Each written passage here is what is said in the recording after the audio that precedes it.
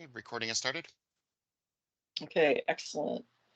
It is 12:03 and convening our regularly scheduled meeting for April, on April 1st, 2024 at 12:03. We moved this meeting up early to avoid conflict with the solar eclipse. So it's a special meeting, but it's really a meeting, regular meeting for April, just moved up 1 week. In terms of roll call for board members, we have Dan Nelson, Ryan Otley, myself. We're waiting on Laura and Holly to join us, but we do have a quorum with the three of us. Christine, you want to run down staff? Yeah, so far I have Tony Clitheroe, Alexi Montserrat, Heron, Herzog, and Rob Fish. Actually, I don't see Alexi. Did Alexi drop out? Correct that. Lexi's not here. Okay. All right. First item on our agenda is to approve the minutes, or not the minutes, I'm sorry, to approve the agenda. I make a motion that we approve the agenda as provided. We can have discussion after a second. Second.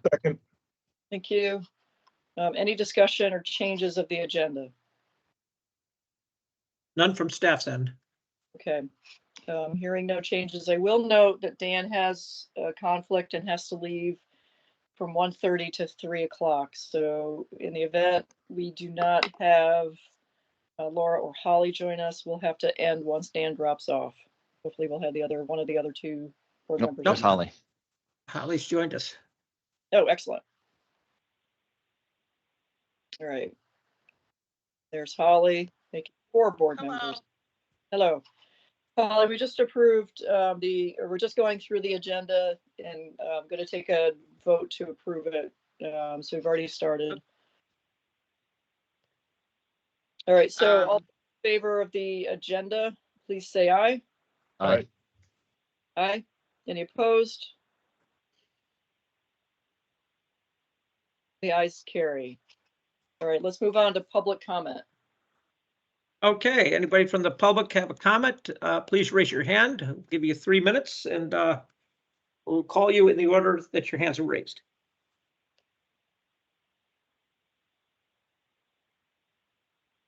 Okay, we have Lisa. Lisa Birmingham, go ahead. Hey, good morning, everybody. Just a brief comment on behalf of Lamoille FiberNet and our governing board. I just wanted to thank the VCBB staff for all the work they put in on the ARPA, on trying to pin down the available ARPA funds. And we would urge the board to finalize those numbers and determine the path forward for finalizing the further allocation and award of those funds. Many CUDs would like to, I'm sure there are other CUDs or potential grantees who would like to take advantage of those. We think they should be used for construction. And they, of course, given that they're ARPA funds, and they need to be allocated and committed and spent by the end of 2026. And given construction budgeting timetables, if you guys do this this year and in the second quarter, it's possible to use those funds in 2025. So thank you. Thank you, Lisa. Any other people from the public would like to speak? Okay, Krista, go ahead.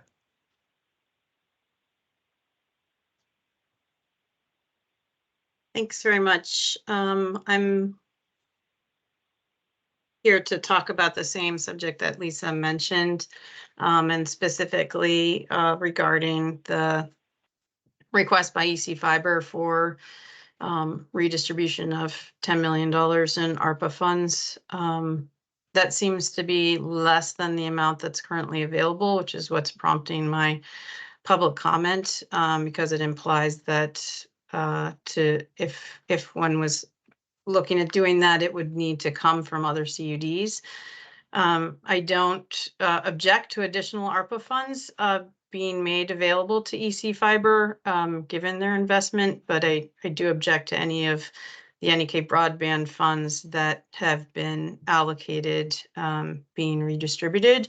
So I just wanted to provide a couple of thoughts behind that. One, I do respect that EC Fiber wants to build their last towns now rather than waiting for BEAD. I will say that is in fact a choice, right? There are towns all over Vermont that have to wait for BEAD. They have a choice of whether to build those towns now or later, and they could, in conjunction with their operator partner GWI, who is also, working with DV Fiber and Northwest Works, focus on assisting that deployment and getting them underway, and then using the BEAD fund. So I just want to clarify that I do believe it's a choice. The second is that NEK Broadband has been very strategic in how we have used the funds that have been committed to our CUD. And our first requested tranche of funds was intended to get our backbone started and enable us to learn from on-the-ground experience as to what things would cost in our distribution area. And the second and third round subawards have added additional miles and preparations for forthcoming miles. We've had very specific uses for all of the ARPA dollars that have been assigned to us, and we intend to follow with subawards. Our strategy is related to the fact that ARPA dollars have different rules than other funding, rules that NEK Broadband relies on, and I'm happy to discuss that further in executive session. The second is that the ARPA dollars, both remaining and those invested, that will be necessary to reach the BEAD areas, are part of our planned match requirement for what is going to be a large BEAD ask. Next, we are relinquishing the $1.1 million that was associated with our mileage in Elmore. The next point I'd like to make is that I just want to remind the VCBB that you did sign a letter of commitment on October 22nd, 2022, which stated the Vermont Community Broadband Board understands the critical importance of supplemental grants. This was a commitment. This was a letter that was sent to USDA to support our USDA Reconnect grant, which we were awarded. And I'm happy to announce that today we finally, this morning, made it through the environmental review process, which has been a many-month slog. Hey, you're at 3.5 minutes, by the way, so. Okay, so sorry. So the bottom line is that that commitment understood the importance of the grant and respected the process of submitting subawards in areas so that we could understand where we might otherwise be able to build under other grants, and committed to the award of the $65 million to NEK Broadband pending approval for the additional disbursements based on the approval of detailed build designs that meet the overbuild test requirements under the statute and VCBB policy. So they've relied on that commitment. Okay, thanks, Stuart. Yep. Irv, go ahead. Irv Tomei. Yes, thank you. I just want to encourage the board to focus on affordability. EC Fiber's request is motivated by a concern for what we have to charge our customers, especially our low-income customers. And we'll come back to that at appropriate point on the agenda. But this is about affordability for the end users. And that's a central issue here. I'll say more later. Thank you. Thank you, Irv. Anybody else want to make a comment? Please raise your hand.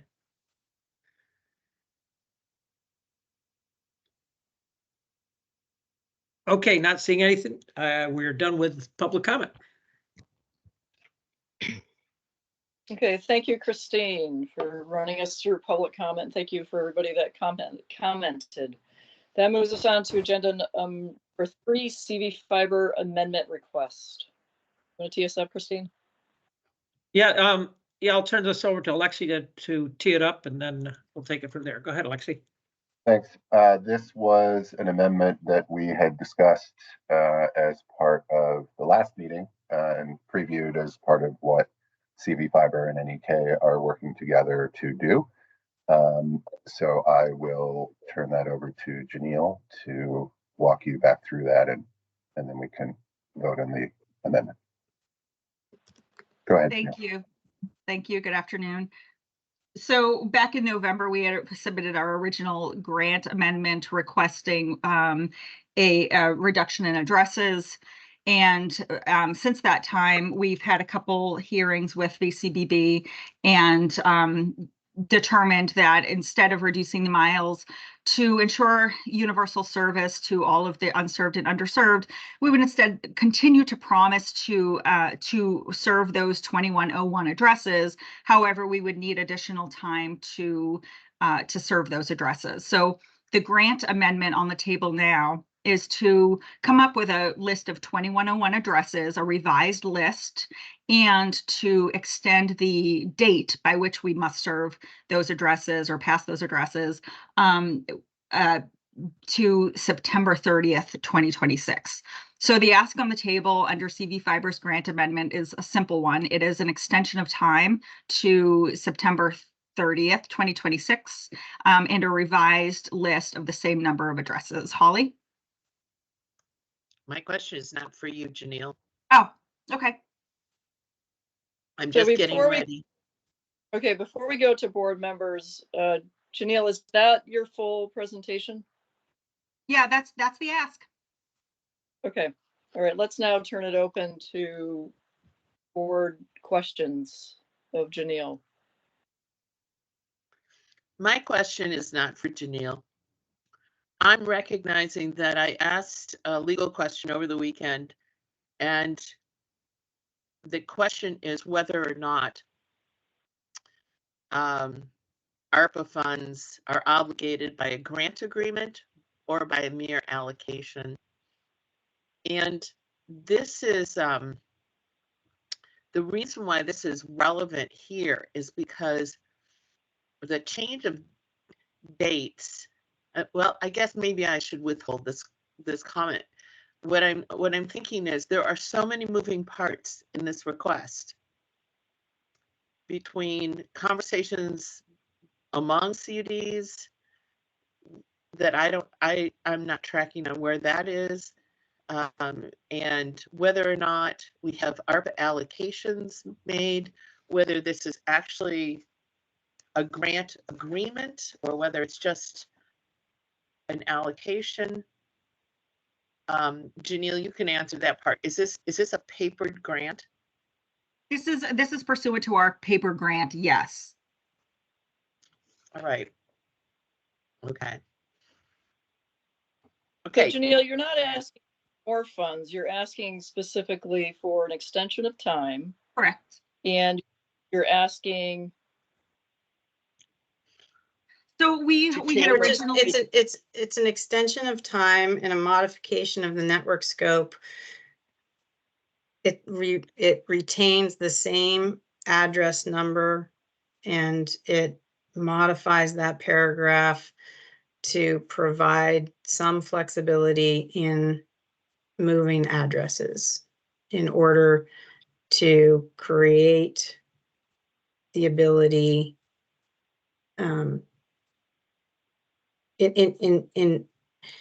in order to hit more addresses per mile. Okay, that Right. didn't help me at Oh, all. sorry. If you want to modify the language in your grant agreement, how come we're not being presented with modified language? Well, We the are. It's in modified the language board. is, yep. It's in the board it's in packet. letter. It's the first page of the board packet. It's It's just just- in the it's- letter. I must be Time out. completely. Okay, time I'm out. sorry. Can we- I'm completely out to lunch then, Patty. My apologies, because I can we didn't have see it. one person speak at a time from NEK? And Krista, I'm not sure, I'm looking to Janelle as a representative here. So I'd like to have one person represent CV Fiber's request Of here course, versus yep. having the back of confusing. So Janelle, can you Okay. go through what in the board packet as what exactly you're requesting? Yes, we are requesting an extension of time to serve 2101 addresses to September 30th, 2026. And we're requesting an amendment to the list of addresses. And that would be the same number of addresses, but we're looking at the specific addresses. So we're changing the addresses to get more per mile. And we are keeping the same number of addresses. So the two asks are, number one, we want more time to serve 2101 addresses. And number two, we want to amend the specific addresses on the spreadsheet that was originally submitted to VCBB. So it's the same number of addresses, it's just different addresses. And is there any open? Holly, hold on, Holly. If I'm not mistaken, but I'm looking at the board packet under CV Fiber. It specifically lays out they're requesting to modify the award end date from December 31, 2025, and change that to September 30th, 2026. And then also replace the network construction paragraph in its entirety to reflect the revised date and effectuate the same number of VCBB eligible addresses. And there's a paragraph network construction. I think that's the paragraph, Janelle. Correct. Okay, so it's in our board packet on PDF page 2, exactly what they're asking. All right, thank you, Janelle. Holly, then Brian, then Dan.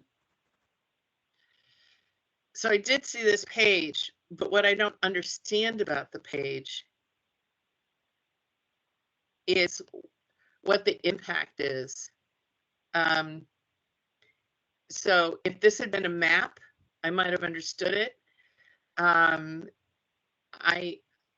the other question in my mind is whether this is triggering in any way overlap, and whether we have to do the overlap analysis on these new addresses. But I'm also concerned, and this does trigger Krista jumping in, what impact this has on the relationship of the two organizations, if any. I think we need to go to executive session. I agree. But there could be other questions for open session because there's plenty of hands up. All right, before we go executive session, and we'll also need to have, I assume it's going to be 313 item 1 for executive session, which is dealing with contract matters. Let's first go to Brian, then Dan, before we consider executive session. I was just trying to confirm some of the basics. So I got the page 2 language stuff all good there. So it's a 9-month extension, right? It's not any more funds. And where I just can't get my brain around it is if you're revising the addresses, what's the delta between the original list and the revised list? There's no delta. It's the same addresses. It's that we are in the process of determining what those addresses are, and we should go into an executive session if we're going to go into any more detail. Okay, that would be great. All right, so the details of the addresses you feel is an executive session item for contract matters? Absolutely. Okay.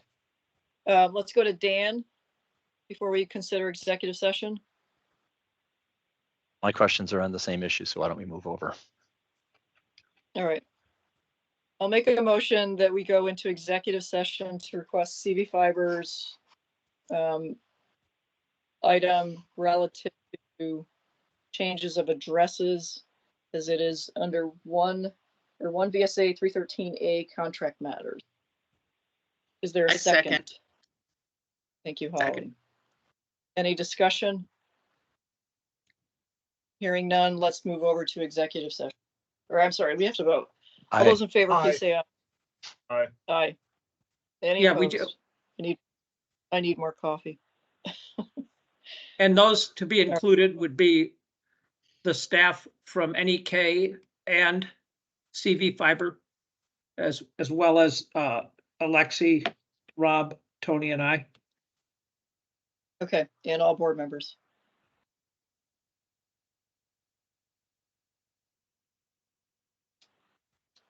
Okay, Rob, you're setting that up, Rob Fish?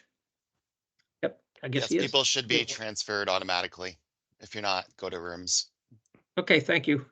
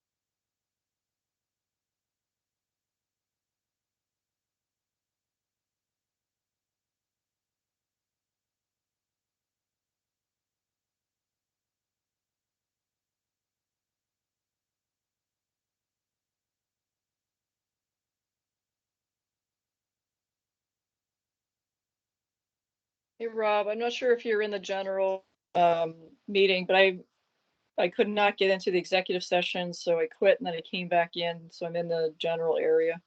Okay, Want to move me over? let me assign you again. You should get a join link at the top of the screen if it works, I you know.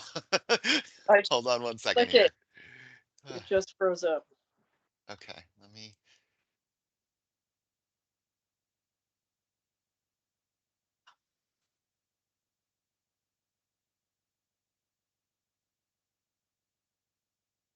Did it appear yet? There we go.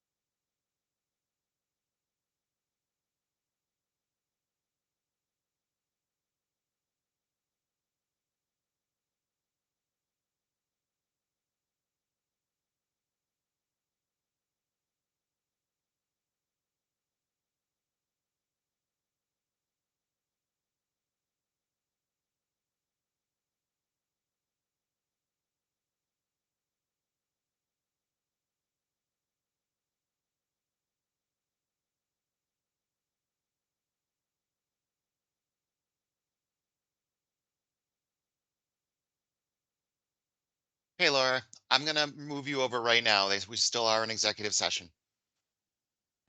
Thank you.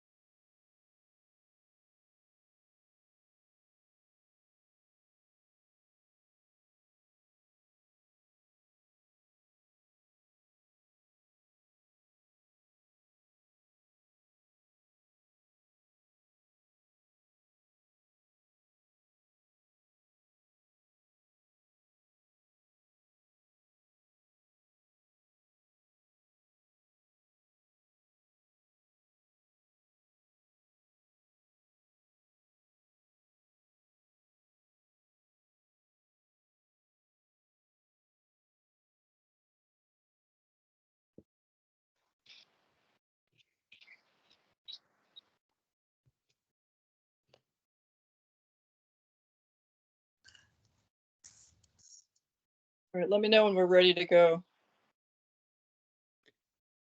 I have a question for you, Patty, or a comment. Sure, go ahead. How this motion is phrased is key. It should relate that no change in universal service or funding results. Okay. Help me as I try to prepare this motion then. I'll start it and then you come in and clean it up for me. All right, I move that we approve the requested amendment to the CV Fiber grant number 02240-FY22 Act 71 Construction-03 for two items. A, to modify the award end date from December 31, 2025 to September 30th, 2026, and B, to replace the network construction paragraph in its entirety as proposed in the packet material on page 2 of our PDF. And I also note that this motion and these changes A and B do not affect the universal service plan of the grantee. Or the funding. Or the funding. Thank you. Is there a second? I'll second. Thank But I'll you. note, I got a text from Brian. He can't hear the audio. Oh, He's frozen. he's frozen, yeah. It I'm must just be noting Tony. that. Maybe he might need to reboot and re-log in because I think it's limited to him. Okay, so I second. Okay. All right. Dan seconded. It'd be great to have Brian back in here for the vote. I'll text him now to ask him to reboot, and of course, that's the IT answer, right? Reboot. Exactly, always.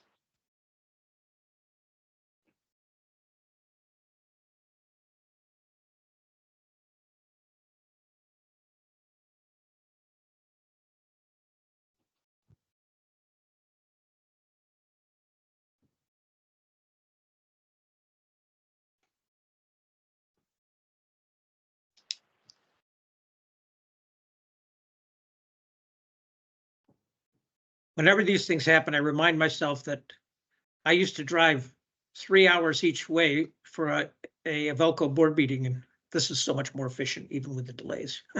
That's a good point. That's a very good point.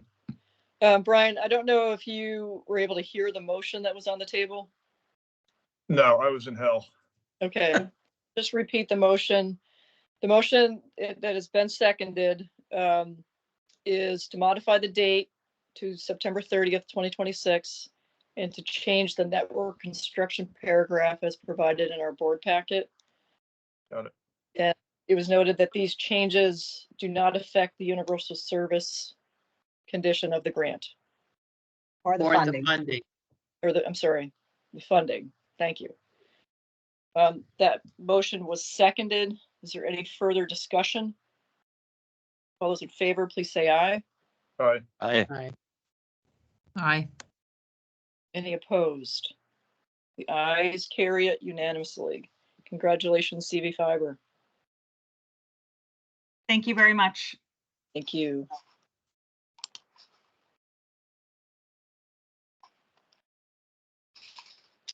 All right, that brings us to item 4 on our agenda, which is grantee policy approval.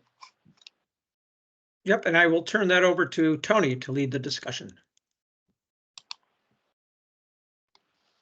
Okay, so the grantee agreement policy has had some tweaks that came from Holly at the meeting last week. They've all been incorporated into the current draft, which was in the board packet.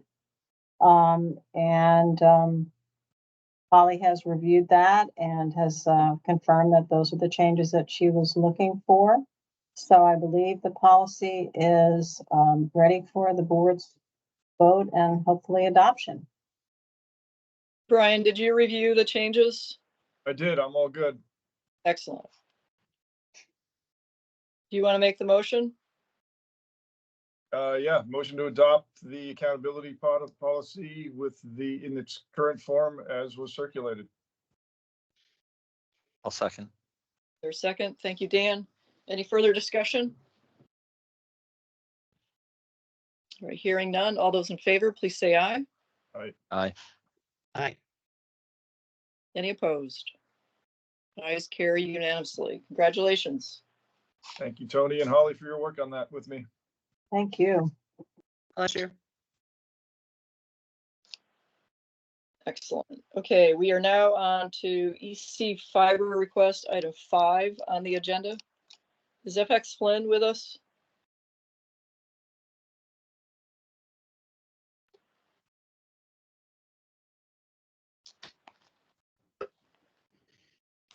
I don't see it. Okay. I'm here. Okay.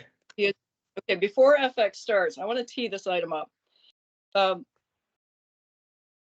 FX reached out to me in some time frame relative to December of 2023, asking for some board time to talk about grant opportunities. And essentially the discussion was that EC Fiber was looking for more grant funds somehow, way, shape, or form, and wanted to have some board time. Was not able to find through staff avenues for grant dollars. So I said, in my capacity as VCBB chair, I feel we always have an opportunity for CUDs to talk with the board. So I offered for FX to present his request for EC Fiber to the board. It doesn't mean anybody supports or disagrees with it, just this is an opportunity for EC Fiber to talk about grant opportunity funds that they would like to pursue. And we are in a listening mode. We may make a decision at the end of this, we may not, but we are in a listening mode of what FX would like to request for on behalf of EC Fiber.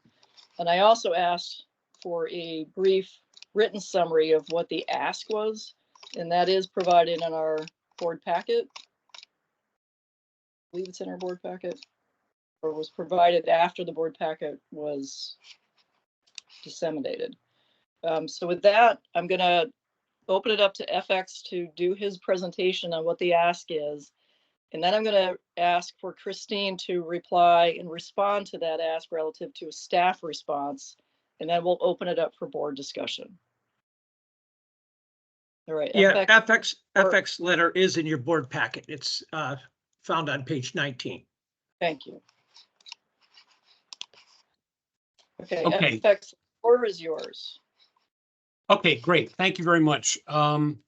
So I just want to say that what EC Fiber, the reason why we're coming to you now is that we have reached a moment in time where we realize that the ARPA grants are really the only grant funding opportunity that we are going to see out of the almost $500 million that's coming into Vermont for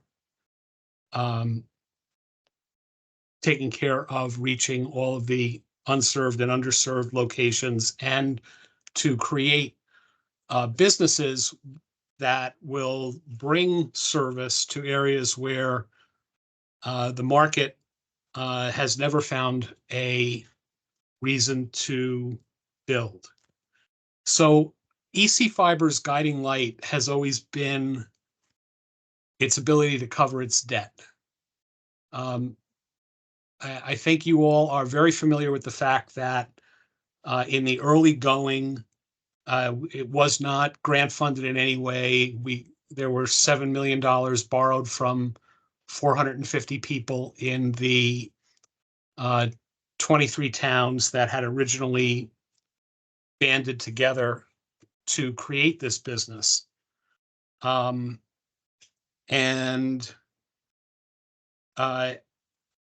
at the time, the projections were all based on building out the towns that were not having any cable service at all and being able to reach how, what price could we reasonably expect to charge, and what would our costs be. And in that way, we arrived at a price, $72 a month, and an expectation that we would get about 6 customers per mile on our network, and that the average revenue per customer would be about $100. And then everything penciled out, even paying the higher rates that we had to pay because we were doing promissory notes. And we knew that we would have more flexibility if we could get to the municipal bond market. So we invented the CUD, and we got to the bond market, and that did lower our borrowing costs.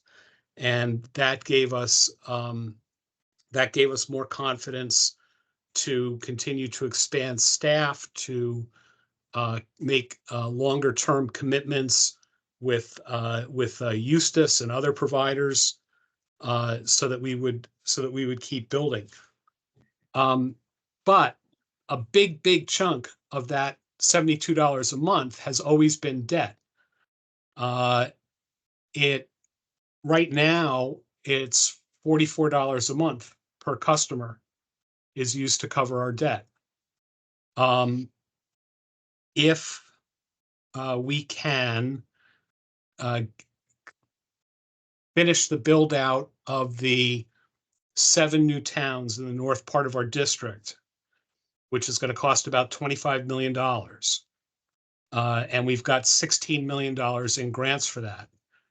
If we could do all of that with grants, we would not have to go back to the bond market this year, and we would be in an ideal position in 2025 to go to the bond market, not to borrow more money, but to refinance some of our earlier bonds.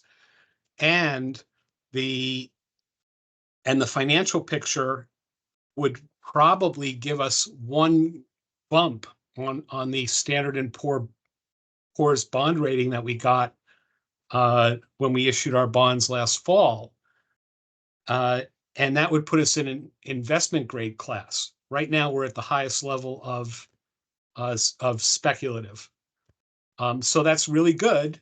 But if we get the one more bump to BAA from BB, then we'd be investment grade, and that would open up the number of people willing to buy our bonds even more significantly than just getting the rating in the first place did. And so we could actually see the debt component of our customers' monthly charge get down into the like $35 range. And that would be really significant. That at that point, one of the things that we could do, for example, would be to lower the rates, or to hopefully there's going to be some kind of replacement for the ACP. We could be really aggressive about the private subsidy that we add to that. So I know Irv mentioned, early on in this, and I hope you're going to invite Irv to speak to this as well during this discussion we're going to have. I guess I want to make a point about back in 2021, when in the fall of 2021, when we were looking at how ARPA was going to play out, and we were thinking about those monies. in the back of all of our minds was that there was this Infrastructure Act program that was coming along, the BEAD program. And in fact, the BEAD program has come along, but precisely because EC Fiber has already built in its original 23 towns, and it's got plans to build out the 7 new towns up north where the 3,500 remaining underserved locations are in our district. We're not going to be eligible for any BEAD funding, right? So that's off the table. So that's why I say this is a moment in time, because we've got the perspective of our refinancing coming up. We've got the perspective of now that the BEAD is pretty finalized, we understand how that's going to work. I just have one quick thing I would like to show you guys. Actually, I don't even have to do that.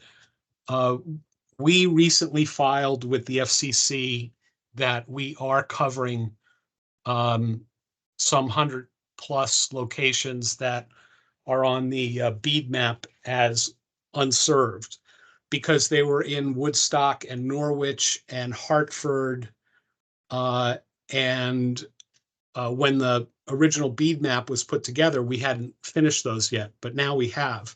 So we have just freed up something like $900,000 of BEAD funds that are going to be spent in other parts of the state that were originally kind of penciled in for our district. So we've always tried to be straight shooters. We've always tried to, focus on doing the right thing. Maybe in retrospect, we should have, stopped everything when the pandemic happened and not admitted any of the new towns and just taken an approach of let's wait and see how the money shakes out. But that's not what our district governing body ever thought about. So we're not trying to game the system now. And I don't think that we're being greedy when we ask for more money. We're simply saying, look, in the big picture, in the generation-long story of how Vermont created getting world-class broadband through hill and dale,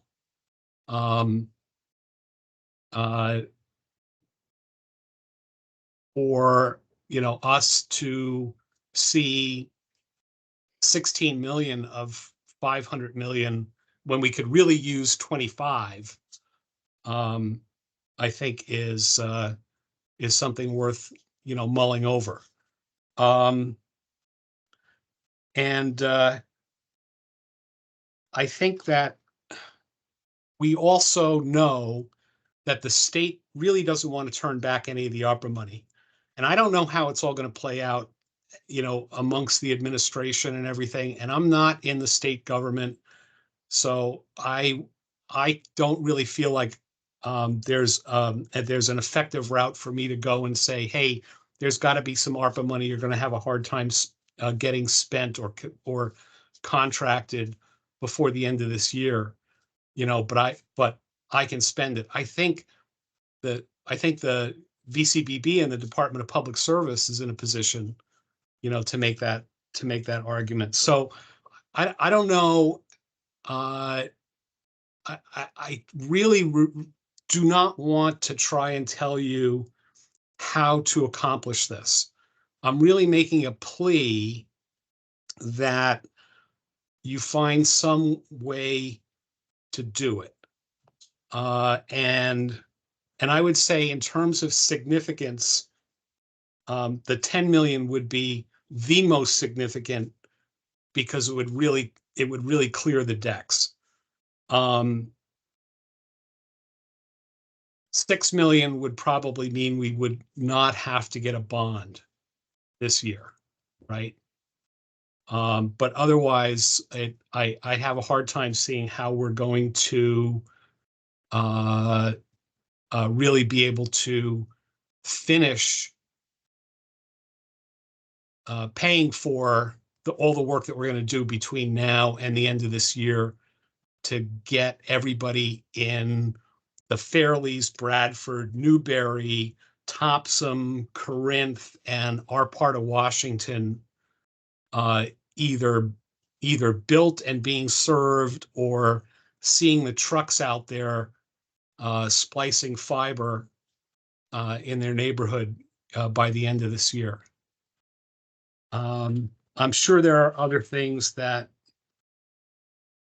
I could go into, but I think that between what I've just said and the letter, which I hope you've all read, and our business plan, which I hope you've all read, you know, all of this comes together, I think, to make the case that this is a situation that needs to be worked on, and if we can find a way toward seeing an increase in our construction grant funding by the time we get into the summer, that would be fantastic. I'd be very grateful. I know everybody on our board would be, and I believe that over the long term, our customers would be would really appreciate it as well. So thank you.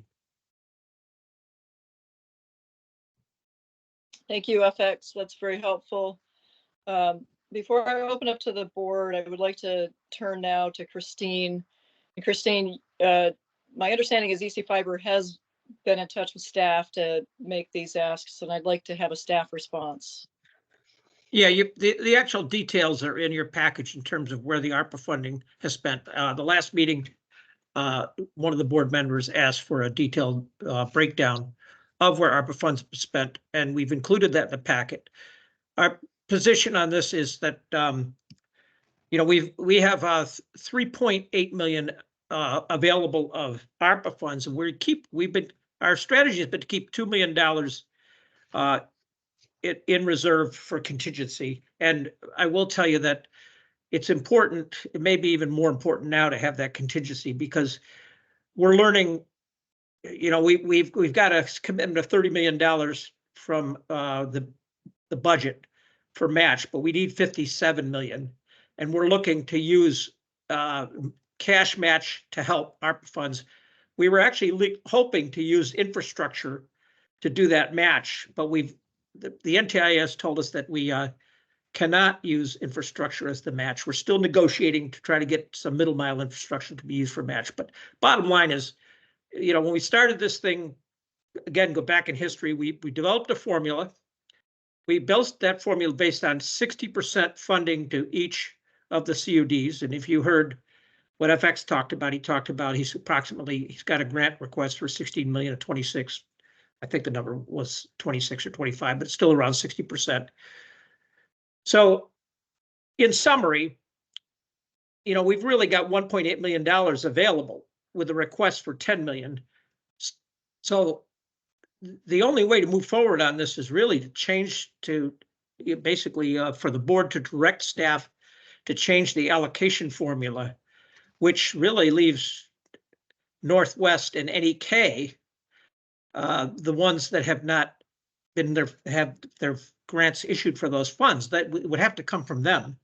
And I don't think, and it also means that, you know, any of the grant, we haven't examined the grant request to look at things can't be funded, such as areas such as EACAM areas and others. There's work to be done, but the simple statement is the board would need to order staff to reallocate the formula, and that would have a big impact on NEK Broadband and Northwest.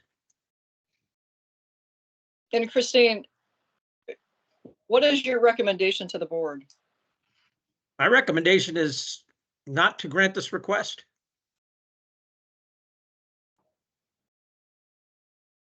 Based on fairness to the other CUDs? Based on fairness to the other, these business plan, thank you. these business plans have all been built with an assumption that they were going to get 60% of the equity costs of their, 60% of the capital costs to carry out their universal service plan would be funded through grants. We would have to reduce that percentage for Northwest and NEK in order to comply with this request. Okay. Great, thank you. So now I'd like to open it up for board discussion on this request from EC Fiber. Do you want to let me consider the request of Irv Tomei to speak or no? I'm sorry, I didn't see that his hand was up. Irv, did you want to speak to the request? Yes, please. Okay, the floor is yours. I'd like to point out a couple of things. First, this is not about EC Fiber as an institution. It's ultimately about our customers. And it's also about the historical accident of timing. Our customers, yes, have had the benefit of service longer than much of the rest of the state because we went out on that that financial limb. We incurred debt. And before we got started, we had about 25% of what were then the unserved addresses and underserved addresses in the state. We have greatly, we've made about a 25% reduction in the total across the whole state. But we've done that by incurring about $70 million of bonded debt. And therefore, as things stand now, with the grant you have allocated to us for our last 7 towns, we will be at about 85% bonded debt and 15% grants for when you look at the completion of our network and service to all of the previously underserved locations in our district. That means that all of our customers, whether in the original 23 towns or the towns we added in 2020, all of our customers for years to come will carry a higher rate for their service than customers in other CUDs because we have that debt in our total capital load. Now, one can say, well, tough luck. And in a sense, that is how the cookie crumbles. We went first. We did the best we could for our customers. And we also see that the situation, this is not a pretty picture.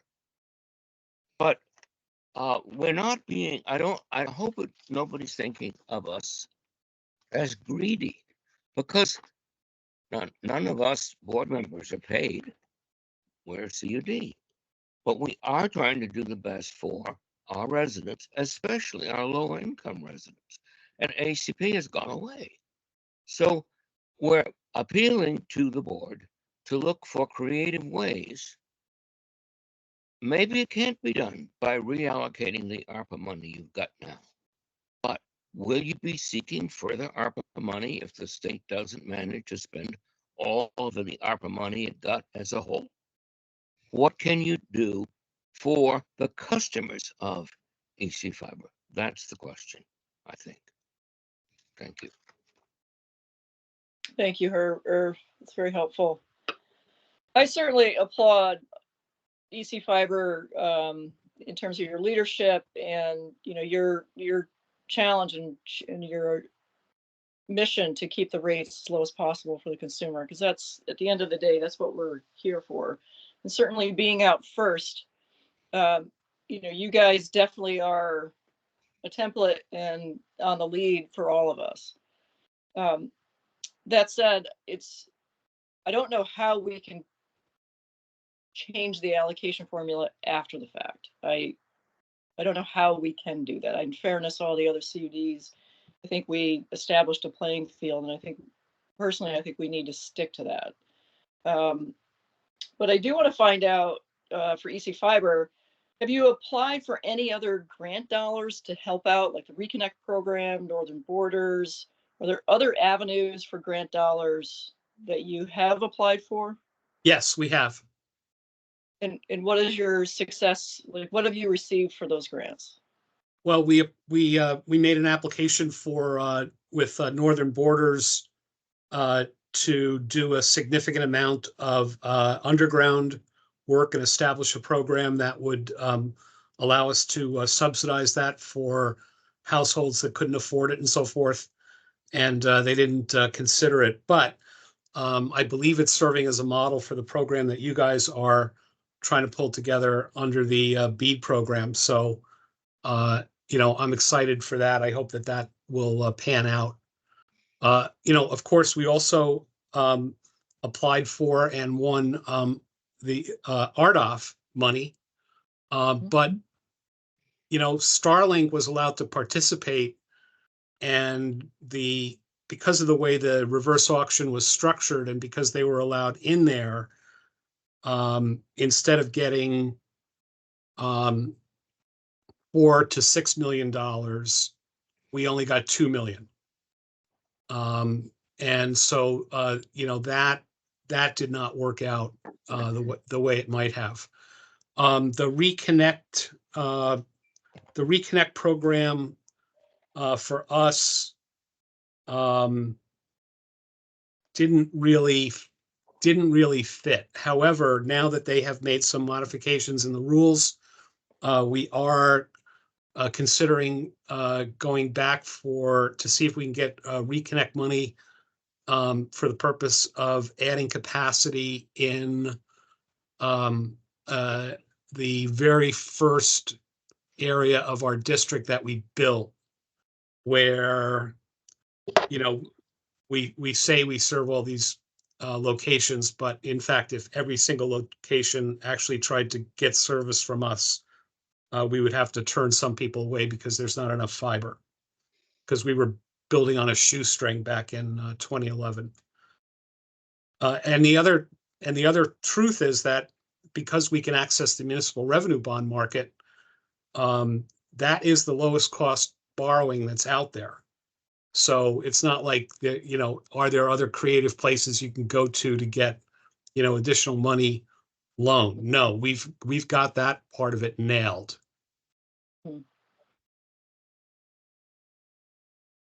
And in the BEAD program, are you planning to apply for BEAD?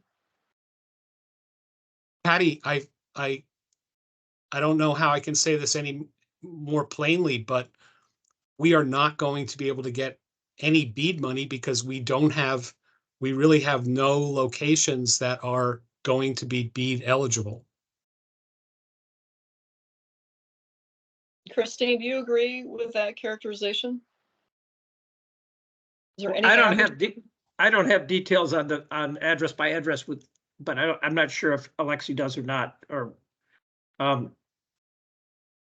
I guess I can go on, if we can go on FX's word that he's not going to apply for BEAD because I'm not. Well, it's one thing to apply for BEAD. The way things are set up in Vermont, it's like if you want to get BEAD funding for any address, then you have to cover all of the addresses in the CUD district, right?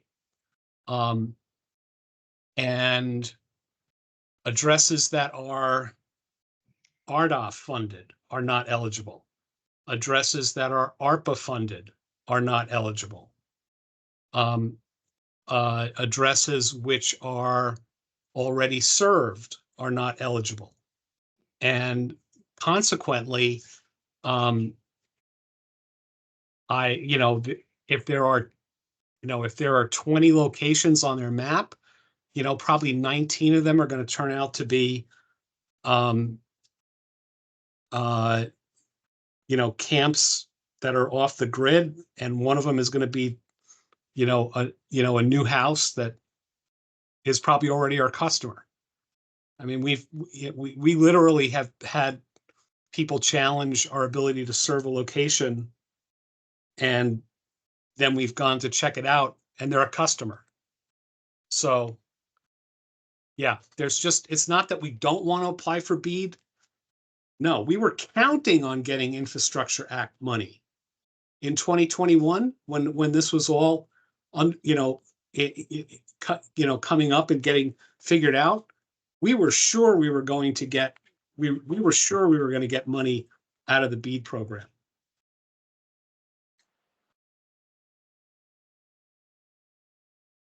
Okay, thank you. One more thing, what impact does EACAM have on your CUD as well? Do you have any impact from EACAM areas? I don't really think so, Christine. If to the extent that there might be, they're probably in RDOF, and to the extent that they're not in RDOF, if they're possibly in Topsom, we're committed to building in Topsom and Corinth. So yeah, Topsom and Corinth, Topsom Telephone is covered by EACAM, so they will be building fiber to those areas, and all of TDS, if you have any TDS in your area.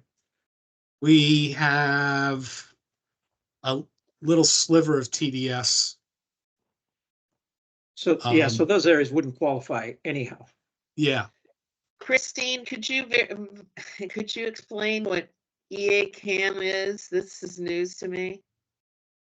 Yeah, EACAM is a fund that the FCC has allotted to ISPs, and the legacy ISPs have taken advantage of it to reduce the cost to serve those areas. So they get a fund per address. The last time I researched this, they were getting about a $30 fund per address, which reduces their cost, right, of service. So essentially, they have a requirement they need to build fiber to these areas in order to qualify for this EACAM funding. And that's federal money, not distributed by the department. That's federal money, yes. That's a FCC program.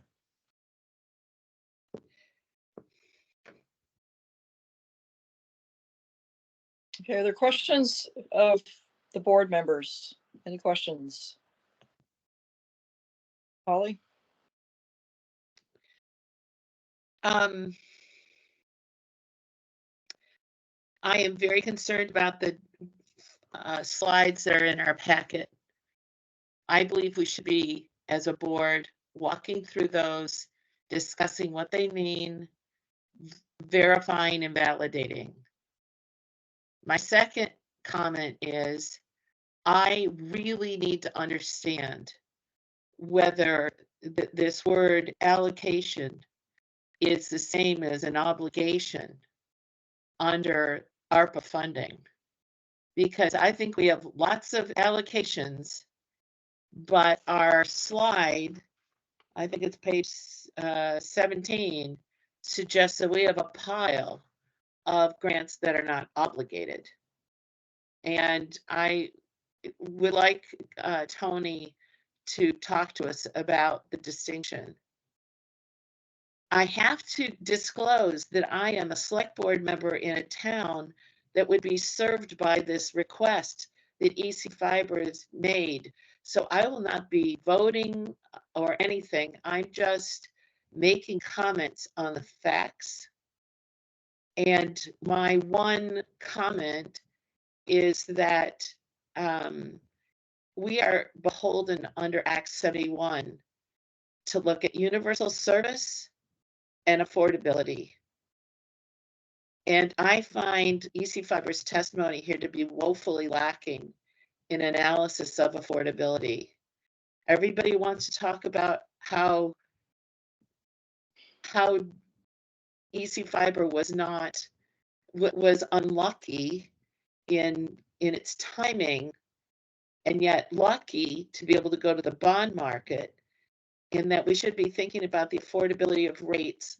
But I think it might have been a lot more productive to talk about what the cost of debt does on a customer by customer basis, And I think comparing that to what the cost to customers is, or what the cost of service is comparative to commercial providers, would have been helpful. And the reason why I bring that up, Patty, is because if we don't have these ARPA funds committed by 12/31/24, and it's my understanding that they have to be committed by 12/31/24, then I believe we should be looking at whether or not we want to be reallocating so that we're assured that the funds get spent. And assurance based on affordability would be a reasonable basis in my mind. Thanks. If I may, Stan Williams did a whole presentation on this to the legislature back in 2022. And it was actually occasioned by a comment that was made by a competitor of ours to the south that is all fiber, VTEL, and pointed out that their low rate was $49 and ours was $72. And Stan went in with the financials and showed that if we had had the same kind of grant support for building our network that VTEL had for theirs, our low rate would be $39. So, that impact is definitely there. There's no question that, as time goes on and our debt cost becomes lower, it will only make sense for us to drop our low price. And in the meanwhile, just as we were doing initially with EAB and then on our own, subsidizing to get customers down to like $20 a month from that 72, with the ACP, right? We were putting another $20 on top of that. But we have a lot of details. I can definitely do any kind of a spreadsheet along these lines that pencils this out into the future. And that's where I actually developed that. And that's where I got the $44, $35 share of the monthly charge that I was opening with. Thank you. Christine, do you want to, can we move up to the slides on page 17? In terms of Holly's pointing out there's a series of slides beginning on page 15. Yes, I'll have, first of all, maybe Tony can explain what the difference is between allocation and Obligation. obligation. Thank you. And then I'll have Rob tee those slides up and answer questions. Great, thank you. So Holly's correct. There is a big difference between funds that have been allocated and funds that are obligated. And essentially the difference is if we look at our grant program at issue right now, there was an allocation done some time ago, I believe it was in 2022, based on road miles. That was an allocation. To be obligated, there has to be a legal liability or an encumbrance. So that could be, of course, the cleanest thing would be the actual grant agreement. Having the grant agreement signed would be the clearest indication of obligation. But there are other, real life scenarios in there, whether it's the board's verbal approval of a grant and then the grantees incurring expenses and furtherance of that grant, that would also tend to indicate that there had in fact been an obligation of those funds. So it's a legal concept that indicates there's a liability to give the grantee that money.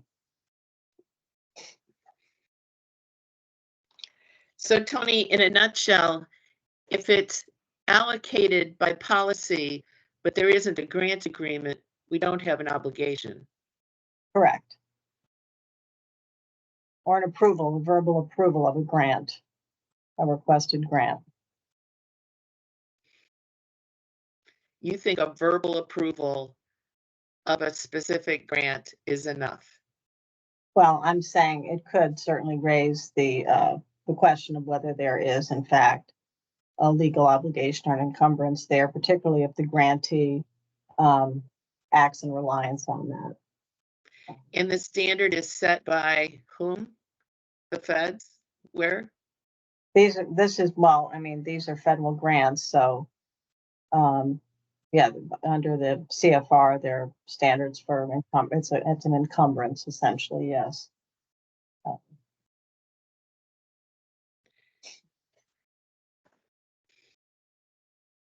So Christine, could we have a summary of what we have available? What is left? And you said 1.8 million, but where is Well, that? I said there's 3.8 million left. We've been keeping 2 million in reserve as contingency.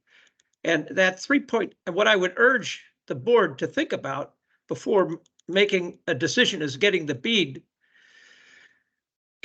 requirements settled, which haven't done with which the NTIA hasn't given us the clear direction yet, but it should be coming shortly, which is what we can use for an ARPA match. We need 57 million total to match the 229 million. We know there are some private providers that are going to come in and provide their own match. We were counting on, when we asked for the 30 million, we were pretty confident we could use ARPA. Well, we can use ARPA cash as a match. What we can't use is ARPA infrastructure as a match at this point. So the ARPA cash, the cash on hand that we finish the end of the year with, is important in terms of being able to match the BEAD funding that's upcoming. Patty? Go ahead, Holly. Can I just draw your attention to page 17, our board book? It looks like this. There's a headline that says obligated but without grant agreements. Total allocated but not obligated grant agreements, 50,632,000.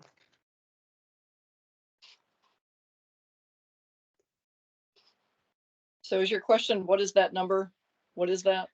And my understanding of that slide is that we have to obligate, not allocate, $50 million in time for the 12/31/24 deadline. 8 months.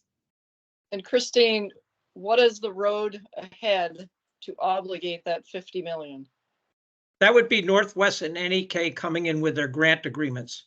What we're looking at now, in order, I don't know how much detail you want to go into on this, but essentially what Northwest and NEK need to come in with a grant request from the board, and part of that grant request will include matching funds for the BEAD program. So on that slide on page 17 under construction, you're waiting for NEK to come in for $25,339,161. I'll have Rob explain. I am at a summary level. Rob, you want to step in and provide the details for that? Rob Yeah, Fish. Patty, I do think it might be helpful for the board and for people listening, since the CUDs did request a breakdown. I'll quickly go through the slides, and there's a small update there as well, and we can get into this. Okay, tell us what page to start on, Rob. Can someone else do that? I'm going to be doing it directly from PowerPoint, not the PDF. Does anyone else have the board packet open?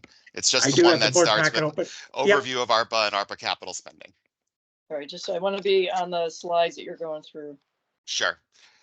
So I'm just gonna, can folks see my screen right now and are seeing that first slide? Yep, that's on page 6 of your packet. Okay.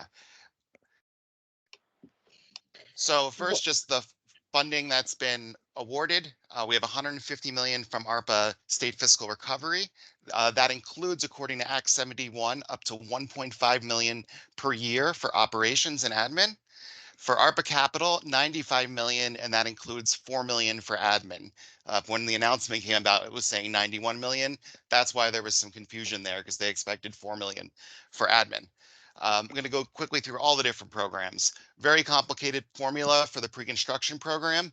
It was addresses, but we also subtracted awards that came in via CARES. I should note that EC Fiber did not via CARES get any capacity money because they wanted to leave it for the new CUDs, which makes sense. When we did this formula, we subtracted those awards, so EC Fiber was made whole. With pre-construction, there is some funding available, and this is funding that may be available for reallocation. But we have a commitment to make sure that the CUDs are sustainable and hold their providers accountable. So I don't want to do anything. My opinion is we don't do anything until we figure that part out. Because there's money remaining from Southern Vermont, from Otter Creek, and we should note that EC Fiber still has $376,000 in pre-construction funding that's available. Rob, when you Yep. say figure that out, what does figure that out mean? They're supposed to come back with a plan for accountability 1 year from when their grant was awarded. I believe it was maybe August. I don't have it in front of me right now. We don't want to take money that's used for capacity that could pay for somebody for next year that's helping to ensure accountability. That's all. We also made a decision in pre-construction to take some of what Southern Vermont had to start, and we allocated 300,000 of that. There was 500,000 we took. We allocated 300,000 of that to the new CUD, Chittenden County, and 200,000 of that does remain. We then did the materials program. The material program was another $4 million. We used the same allocation formula as the construction grant formula. Anything that was over the 4 million that was divided among the CUDs came out of the construction allocation. It was a little confusing there, but so this is where we're at with the materials. There is some still available here. Otter Creek has some available. Southern Vermont also has some available. There's been some back and forth with Lamoille and Northwest. Northwest took over Lamoille's award there, and we're still making some adjustments there. The construction program, as Christine mentioned, it's based on unserved or underserved road segments. We decided to not do an address by an unserved address because it put at a disadvantage those CUDs that are denser and have already built out most of their areas and just have a relatively few number of unserved addresses like EC Fiber or the more dense CUDs, as well as the ones that have a lot of excess road miles where the density is at its least, like NEK. So we used what the Department of Public Service developed, which were unserved road segments. And that's how it was divided. And that's what all the CUDs consented upon. So this is the one slide. There is a correction here. I said we had 24 hours to pull this together. We did reduce Otter Creek's grant agreement when we made the changes where they weren't building in certain areas. That added another approximately $1 million to the mix. The changes on this you'll see on the screen are in purple.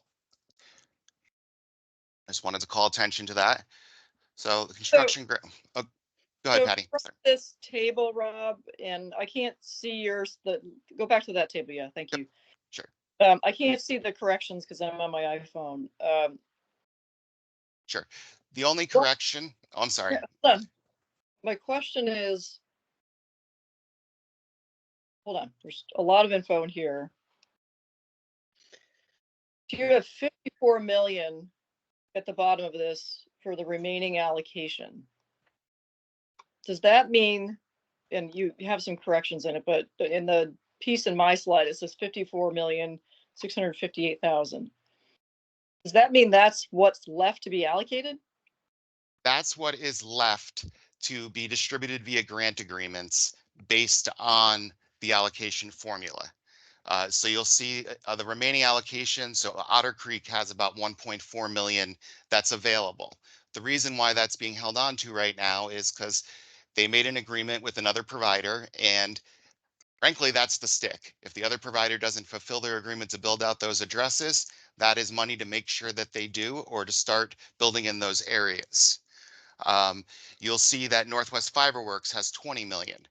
They're going to be coming forth with a grant application in the next month, either the end of this month or early next month, for a good portion of that, and the rest of that they will be using for match to compete with Indeed. So Any these are amounts in that last column, remaining allocation. yes. Each of the CUDs, what's left for them to get to finish off construction or even to start? For example, Chittenden County hasn't even started yet. Correct. So it's not. And Patty, can I augment your question, because I want to be sure I understand. This is just of ARPA money, right? This is ARPA and ARPA Capital. Yeah, Rob, We it's have- just ARPA funding. That's an Yeah. internal state thing. It's whether it's ARPA, Okay. SSR, Yeah. CFR. Don't confuse the board on that. Yeah. Right. It's not B Yes. fund. No, Just the- it's not BEAD, it's not Northern Borders, it's not USF, it's not any of our other funding sources. So based on the allocation formula that was set out and approved by the VCBB when we got started, these are the amounts left per CUD that are available. Yes. Okay, thank you. I just want to be grounded on that. Okay. So went through that again here. The adjustments we made, we did move, actually, I'll go back to this other side. We did move this other towns. This was moved into being available when we gave them that deadline to come up with a plan. If not, it was going to be reallocated. Much of that was used for the match program, but we'll get to that. But I want to point that out first of all. And this is just the breakdown without the chart and some minor adjustments. Town match program, as we said, 2.8 million.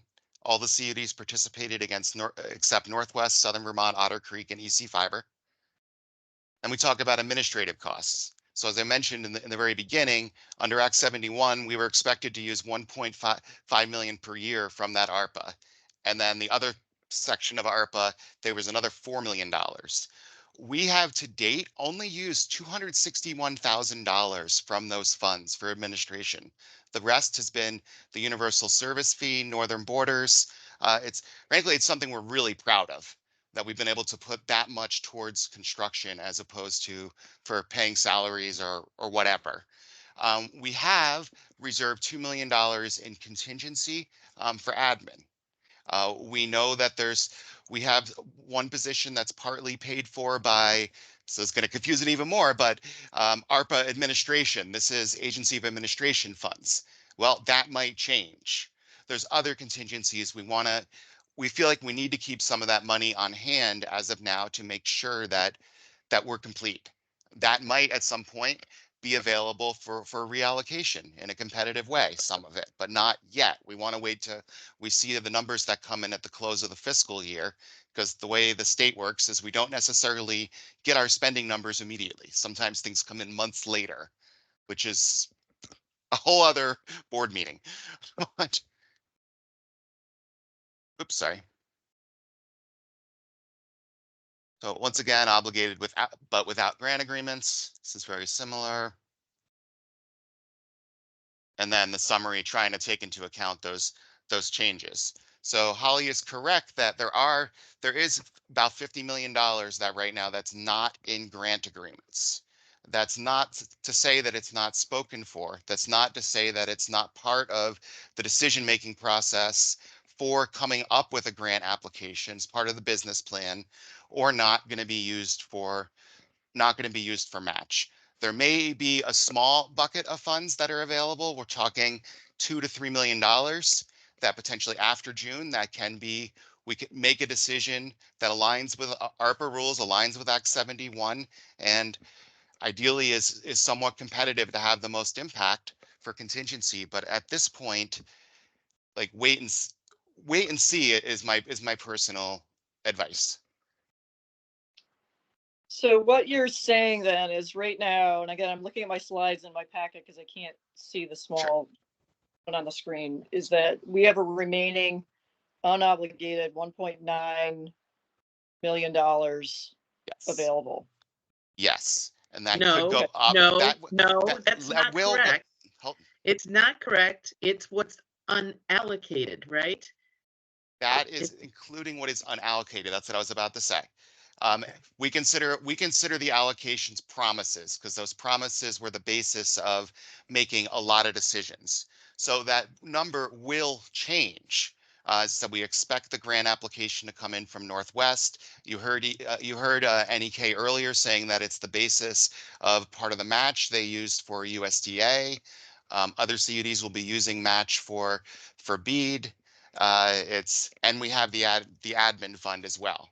So it's Right, and my recollection is we told the CUDs, come in one phase at a time. Don't come in with a giant bite. Don't come in eating the whole apple. Come in with one phase, ask for your funds, finish that one, then come in. So what's left over after the formula that remain unobligated and unallocated is the $1.921 million figure based on these slides.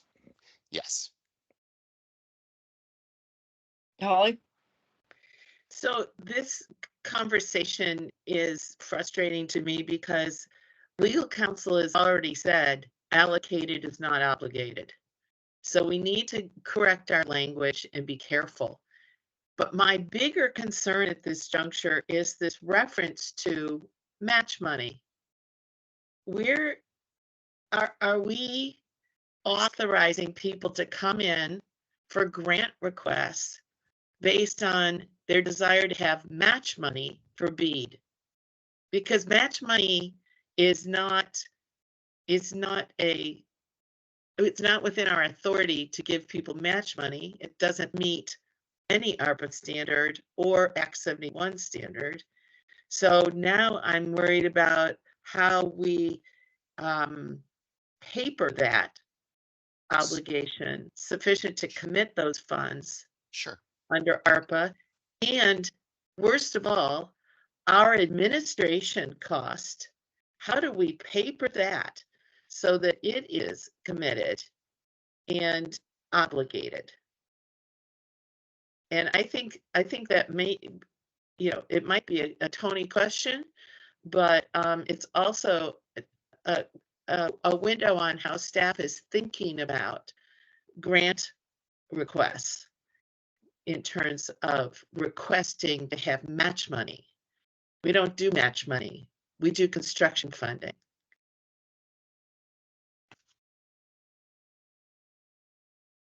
Holly, is that a question to staff? Yes. Christine? Yeah, well, if we're going, things are evolving as we go. We're in negotiations with the NTIA, and we're learning that we can't use any expended ARPA funds for match. So if we don't have match for the CUDs, if the CU does not have match, they're not going to get the BEAD grant.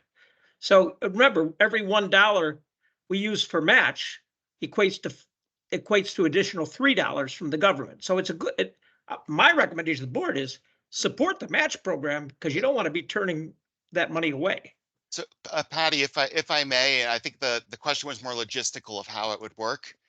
So how it would work, the BEAD process is underway right now. Over the summer, the pre-application process will start. The beginning of the fall, the application process will start. What we imagine right now is if a CUD is going to be using part of their allocation as match, that they're going to be coming in with a grant application to us for those same addresses. And it's the award that we make is going to be contingent on them receiving the BEAD funding.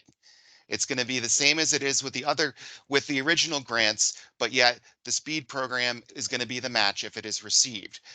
So it will comply both with Act 71 and with BEAD as required. So it's something that Tony, that's helpful, Rob, but let me go the next step. Tony, does that conditional approval constitute an obligation sufficient under ARPA?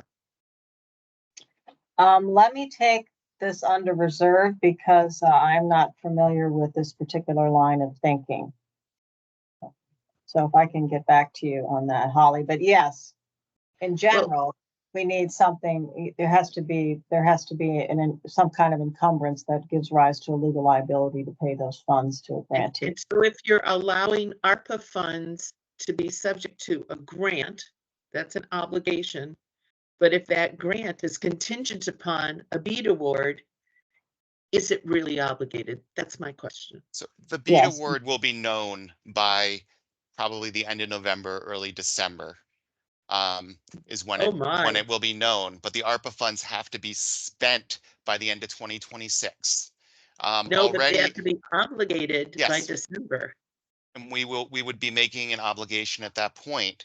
Because for instance, this is we don't this is possible. BEAD is a competitive program. If a CUD applies for a grant with us for match, then they don't get BEAD. Well, we should have a say of where those funds go. Like, since those addresses are going to be built out already, because there's going to be another federal obligation.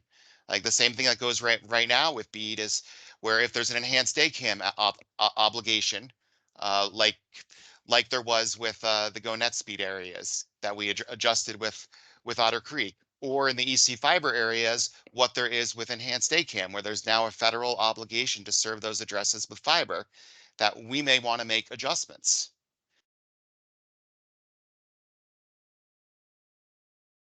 Thank you. Okay, Laura has her hand up. Yeah, thanks, Patty. BEAD is a pretty weedy place for us to be kind of wandering around in. So I wonder if we might ask staff to come back with just an update and a line item for us to discuss next week, kind of where we're at in terms of time. And I like that suggestion, Patty, but I have now gotten a window on how staff actually thinks about ARPA and BEAD. And I think it's probably the most important discussion we've ever had. And I think we need to be much more detailed in our understanding. And if the rest of the board understood all this all along, and I'm just late to the party, please speak up and tell me to go do my homework. But I am really concerned.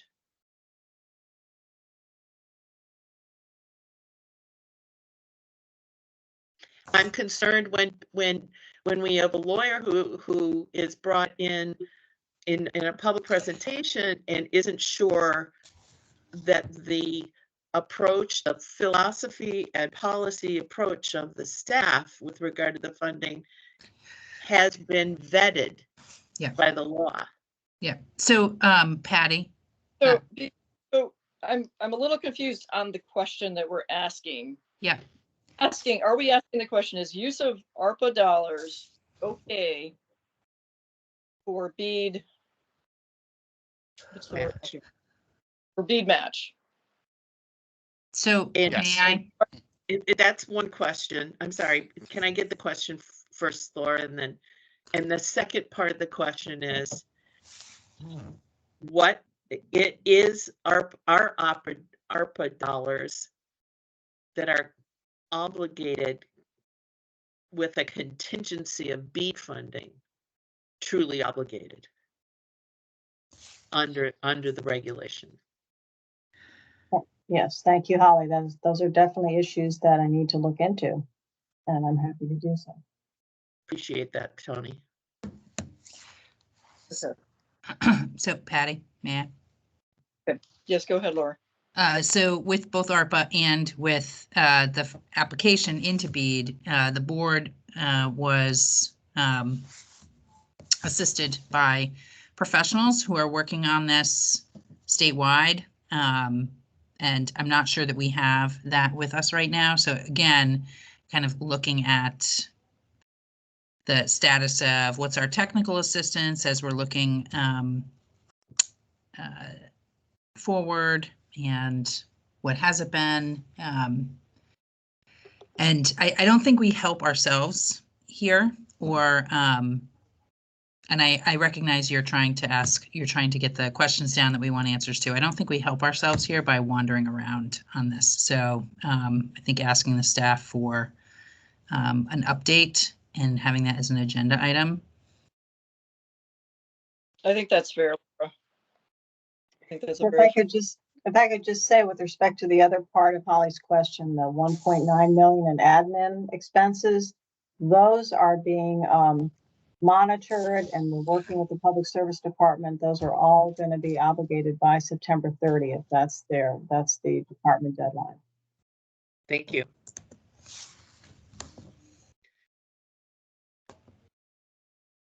I mean, there's a lot on BEAD that I certainly feel like I'm not up to speed on, and I, as a board member, don't want to get into the weeds of the details, but I do think that we need to have a better grounding of the framework of BEAD.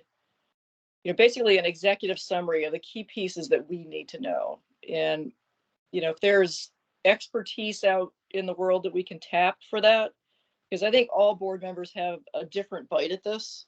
And I'm certainly going to raise my hand and say, I don't have a firm understanding of BEAD and how it interplays with all elements that we're working with. And it would be helpful to have some framing on that, some education on that. Yeah, we do have a federal program officer we can bring into the meeting.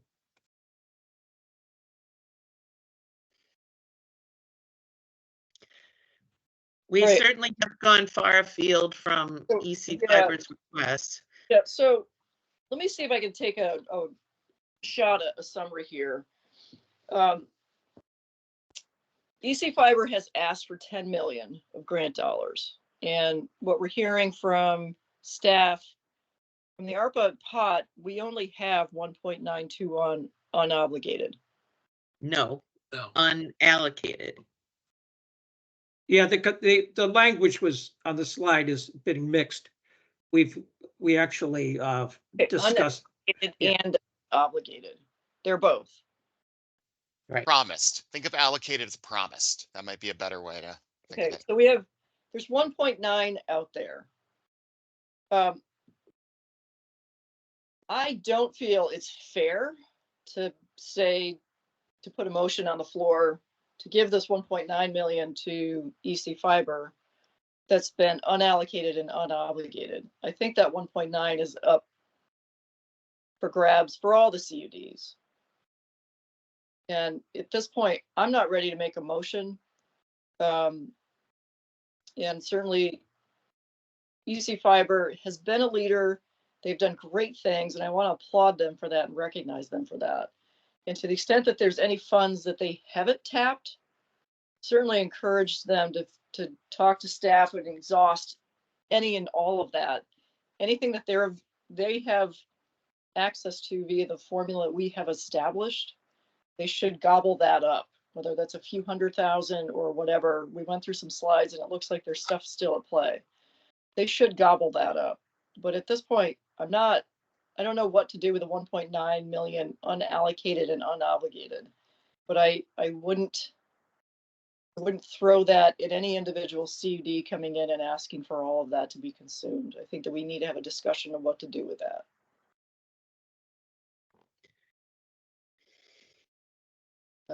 Laura, your hand is still up.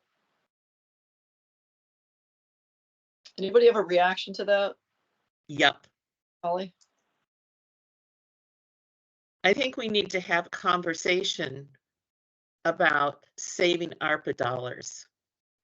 And it needs to look at the deadline for obligations. We need to be clear on what an obligation is.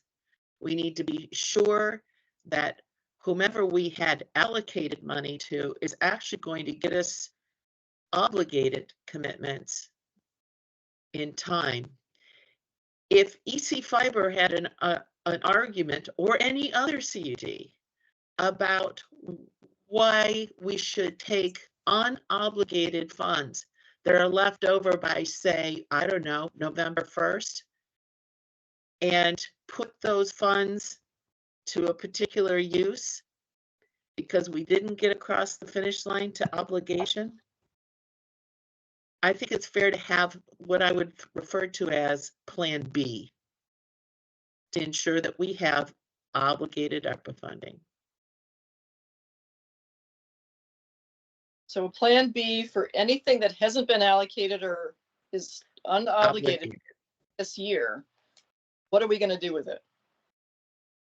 Yeah, and this year is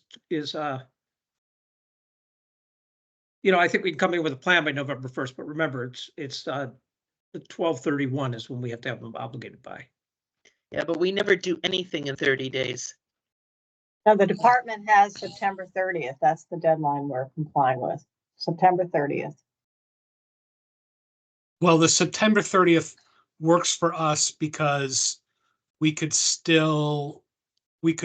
wait until then and still do a bond at the end of the year if necessary. So let's go back to the September 30th date. What is that date? That's the internal public service department administration. That's their deadline that they're moving everyone towards, making sure all the ARPA funding is obligated by that time to make sure there's no money left on the table. Yeah, which means they we wanna need to know before September. Correct. They want to be clear that there is a plan for all of the money at that point. In the simplest sense, what could happen is if after the dust settles with knowing with BEAD, if there are any funding left on the table, those could be reallocated via the formula or any other way to CUDs that are operational and can use those funds. It could be it could be an easy thing to do in the end, but we should certainly have a discussion in detail, maybe an executive session, not today, of course, on strategy to get us all on the same page when it comes to BEAD. Okay, so I'm going to stick with this Plan B concept. I would like this on the agenda for our next meeting, which is May. And Christine, I'm sorry, we're not meeting in April? this Well, is we our made- April. It's April 1st, okay?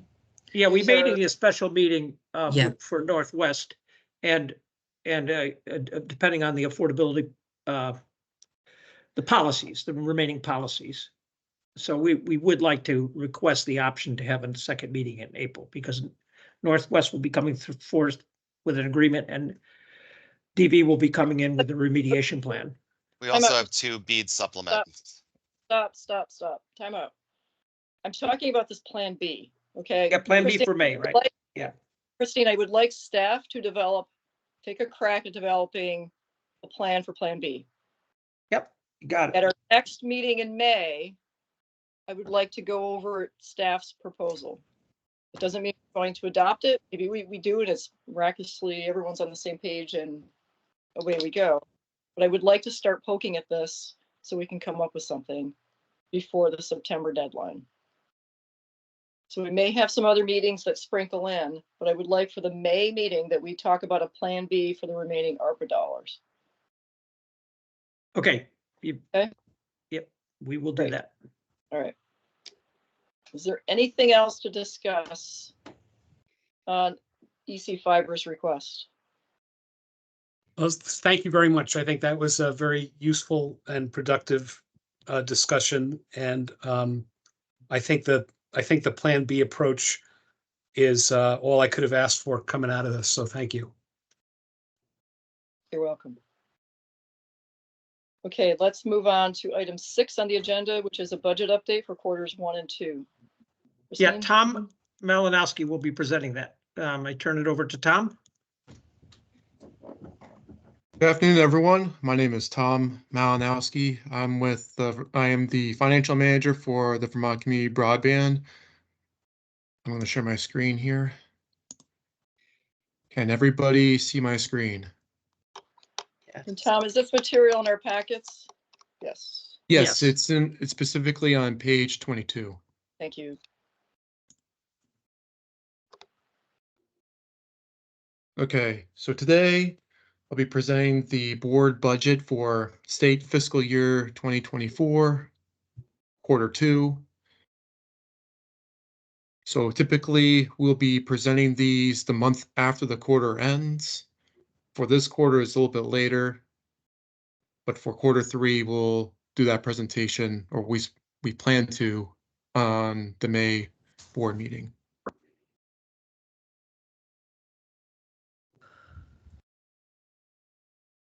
This here is the FY24 budget that was approved by everyone in June of 2023.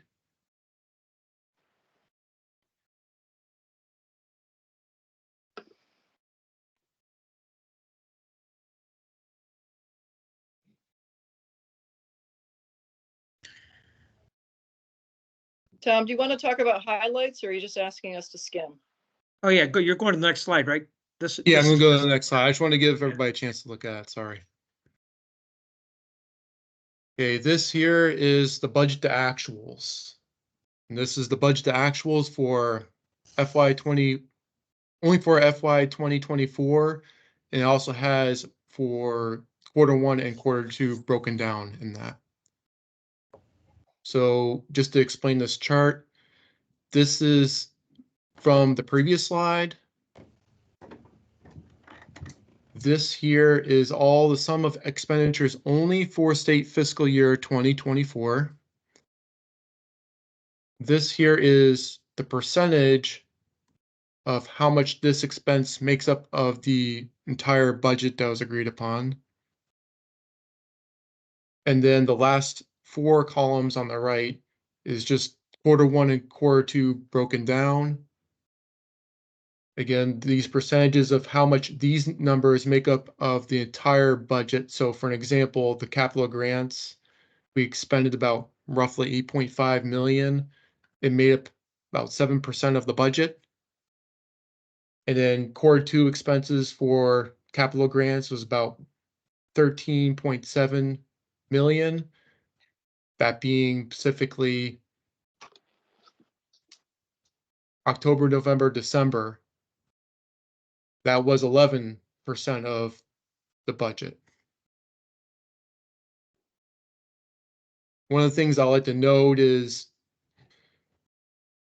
while some numbers might be small or what some people may believe might be small, but our expenditures for VCBB tends to be exponential. So we tend to spend a little bit less in Q1 and Q2, and as Q3 and Q4 ramp up, we tend to increase our expenditures. This is in trend with last year's expenditure rate. Another Tom, note, Tom, go ahead, sorry. Did we budget along that profile, or did we budget flat quarter? We just did a budget for the entire year. Well, There's no. We have quarterly budgets, right, though? Right? That's a breakdown of the annual? Yeah, we divided the annual by 4. That's Yeah, one of that's the. my question. Did you just Yeah. do it evenly by 4? And that's the way the Yes. quarters are? Okay, thank you.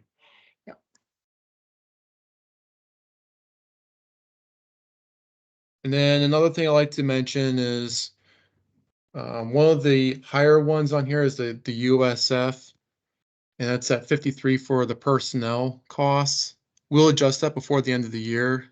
And USF is flexible funding, which it's been very much utilized by our organization, but we'll make sure we reconcile before the end of the year to optimize all funding available to us.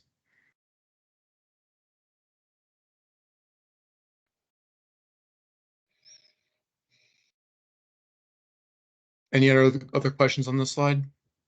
No, I mean, are you going to get to a point where you give us a look where can see where we're ahead or behind on the budget relative to target at this point? I mean, yeah, so right now our expenses are trending with what was last year. So last year quarters, because that's the only data that I have is from last year's fiscal year, because we have only been in existence for a short period of time. And so our path of expenditure is on par with what we've been doing last time.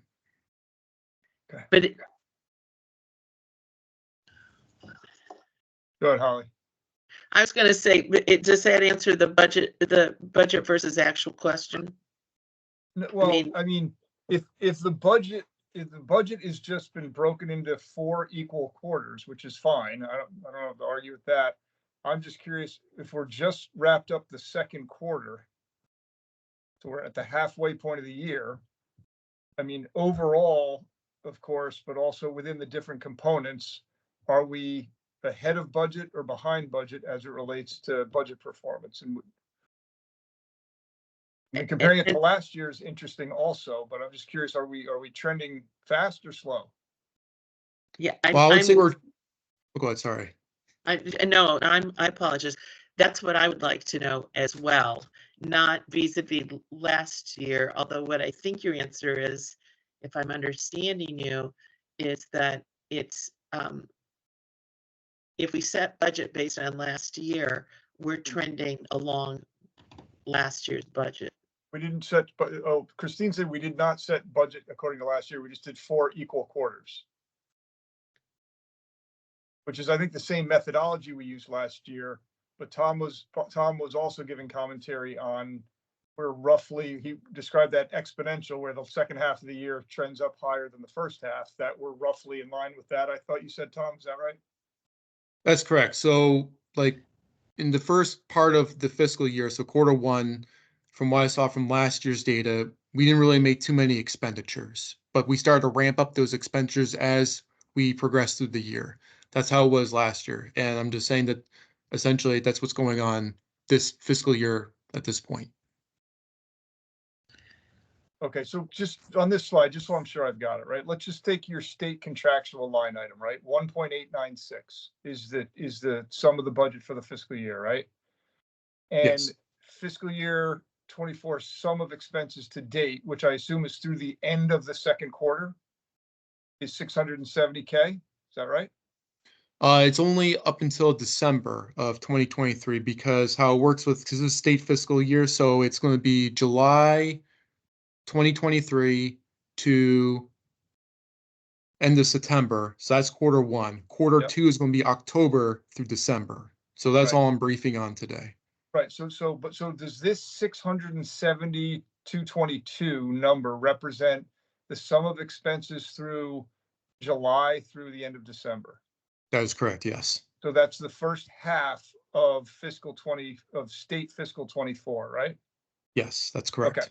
All right. So then year to date, what is that? 670 out of almost 1.9. So we're about 33% spent at the halfway point. And so Tom's characterization that the second half of the year will ramp up based on last year's trajectory and performance means like for that line item, and it feels like that's consistent with what he described. That's correct. That's what I'm trying to articulate. Okay. In going forward, Tom, what would be really helpful would be just to see, like, it would be great to have a fiscal year 24 sum of budget for the first, because you're reporting on the first 2 quarters of the year. It would be great to have the sum of budget for the first 2 quarters of the year. So it would basically be taking the 1.896 number in this category and dividing it by half, because we're halfway through the year, so that we can just see the performance of the 670 against the whatever that is. That would be 950, right? Right. I could do that for next time. I can create That's great. a budget for. Yeah, I always just like to see where are we year to date actual versus where are we year to date budget, and what's the delta, and that generally can drive a little bit of conversation of why we're behind or why we're ahead, and get good insights that way. Okay. Yeah, I could do that for next meeting. Thank you. Any other questions on the slide?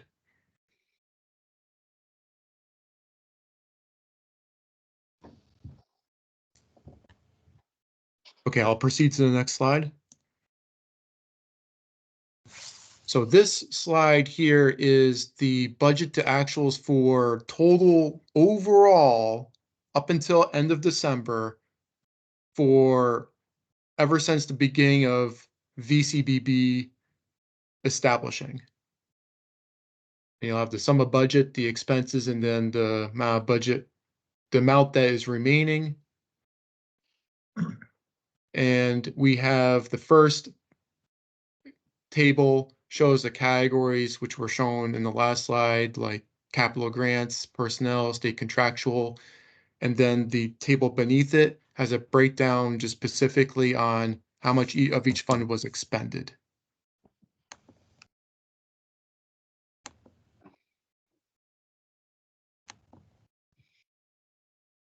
One other thing I'd like to note is the amount of capital grants that we have expended is about like 93% of all the expenditures that we've had. So this just attests to how we've been very diligent to do everything we can to send all the money out via grants and try to really reduce any other additional costs that would impact us to do that. And to kind of just reiterate some of the things we've already been saying in the meeting is the department or public service department is working with VCBB to ensure that all ARPA funds are obligated by September 30th of 2024, and that'll be in accordance with the U.S. Treasury standard for what they consider as obligated, or the U.S. Treasury definition.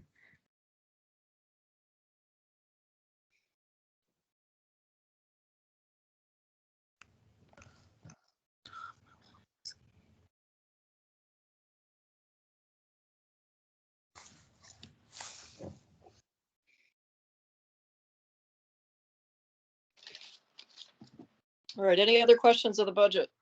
Nope. Else? All right, thank you very much, Tom. You're welcome. Okay, next on our agenda is the legislative update. Yep, and we'll turn this over to Gwen to lead. Gwen, go ahead. Afternoon, everyone. It's been a very short time since I've seen you last, so I don't have a ton new information to give you. Just a recap, we're following 3 major bills. The first is H657, which is the bill that is aimed to modernize our taxes and fees related to communications across state government. And this bill is still moving. It should pass the House tomorrow. It's on the calendar for 3rd reading. So hopefully that will move through. That includes the adjustment to the Universal Service Fund, the Vermont Universal Service Fund. And potentially, if that adjustment goes through, it will result in a slight increase to funding to the VCBB.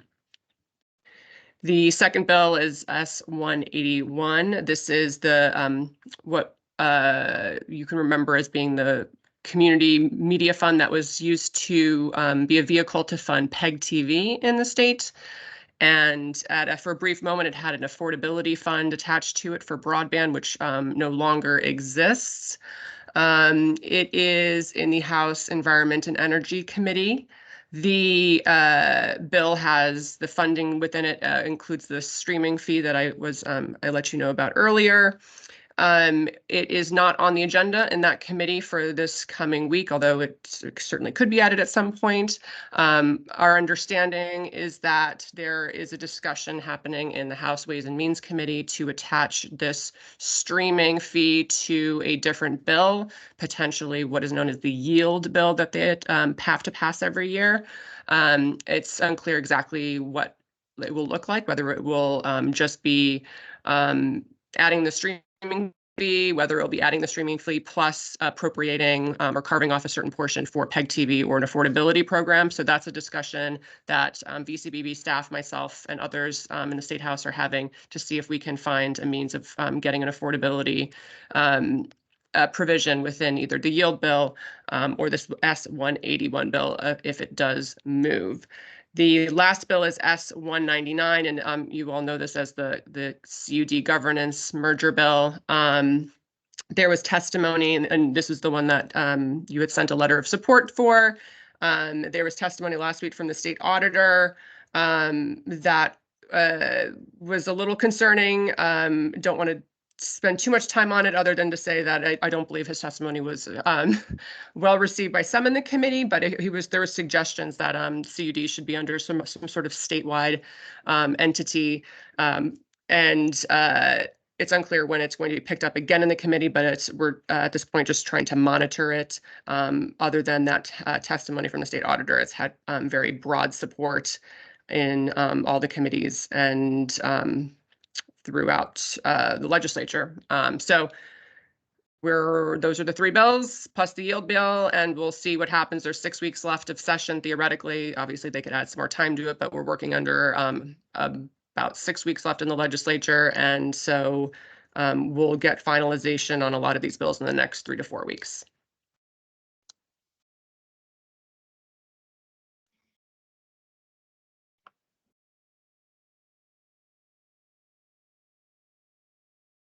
That's it.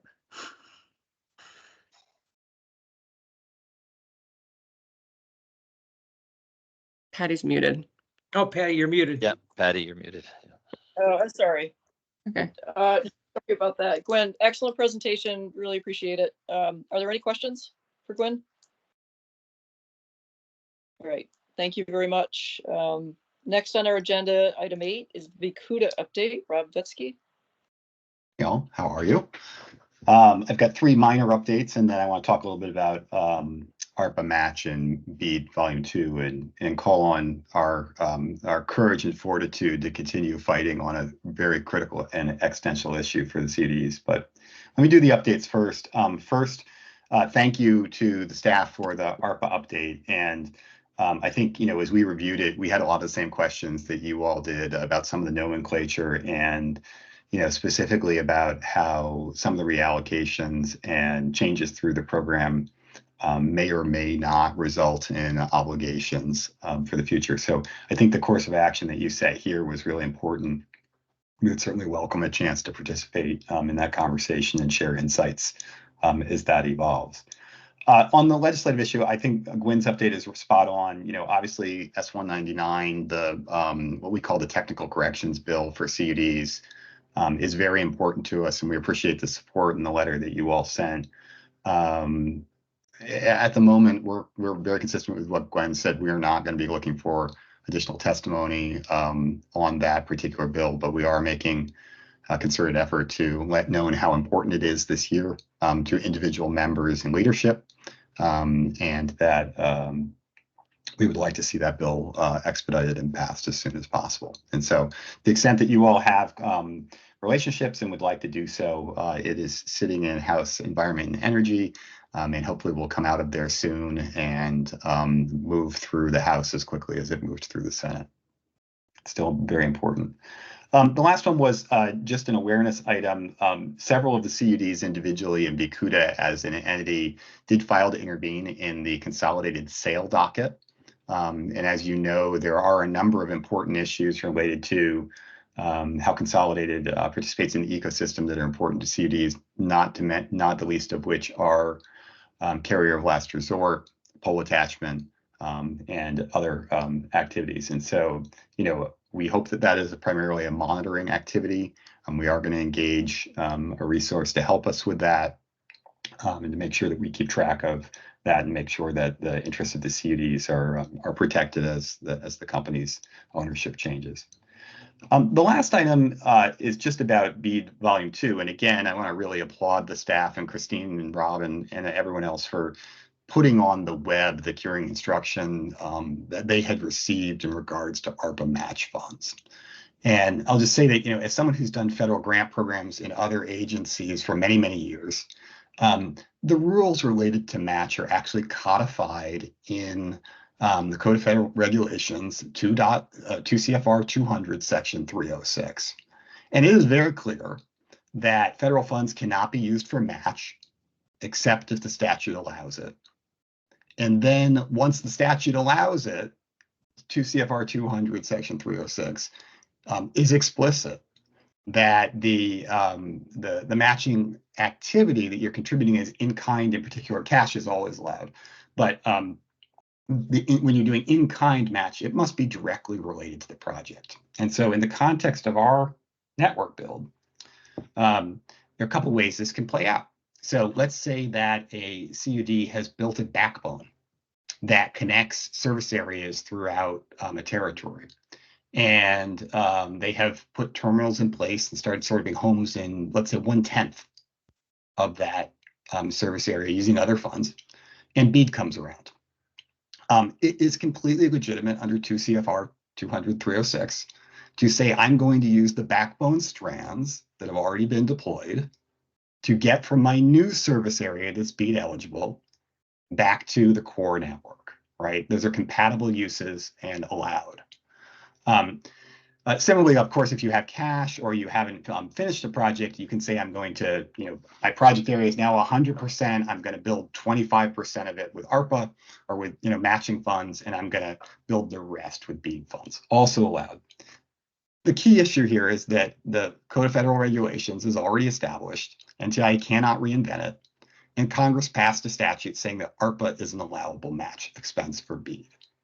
So across the country, states have started to hear from NTIA that NTIA is questioning whether or not they're going to allow in-kind match from other fund sources. And I can tell you through my contacts in other states and the experts that VCUDA has retained that this is a serious issue. It's probably more existential in Vermont because we have so many public broadband entities. But clearly, this is one of these issues where large commercial companies would like to see match scored and included, even though the methods that are used to come up with that match are sometimes curious. And small public broadband companies are viewing it as an existential risk to their ability to participate in BEAD. Now, within NTIA, there are several layers of review. There's the program officer that Clay is. There are, when the initial volume 2 goes in, Clay actually doesn't review it. It gets sent to other program officers in other states, and they review it and provide some curative input. And once they're all in agreement, it goes on to a policy committee that reviews it. And then it goes to the assistant secretary, or actually it goes to the program officer's desk, and then it goes to the assistant secretary's desk for signature. Frankly, those people are learning as they go too. They're in disagreement. Across the country, it is very clear that states are getting inconsistent guidance on this issue and other issues. And a number of states have very strongly pushed back on certain aspects of the curing advice they got. Probably the most visible one is Virginia has published its entire volume 2 curing information on the web to call attention to some of the crazy things that they believe they were asked to remove or change. Other states are doing what Vermont is doing, is carefully considering the things that are really important to them and considering how they're going to respond to them. And so, this is playing out. I can tell you that I have close friends who are working in Louisiana and Nevada and Montana, among other states. They are also dealing with this ARPA issue. Several of them are considering hiring counsel if necessary. All of them are bringing in external, well-experienced, federal grant experienced individuals to help them. And all of this is to say to you guys, I would really like us not to try to figure this one out within Vermont. Let's bring people in who know this, who have experience in it, and can help advise us whether, in fact, we need to bring in DC quality lawyers, whether we need to just, use our political contacts through the delegation, et cetera. This is existential to the CUDs. It is probably the one issue in BEAD so far that we want you guys to really stand up against.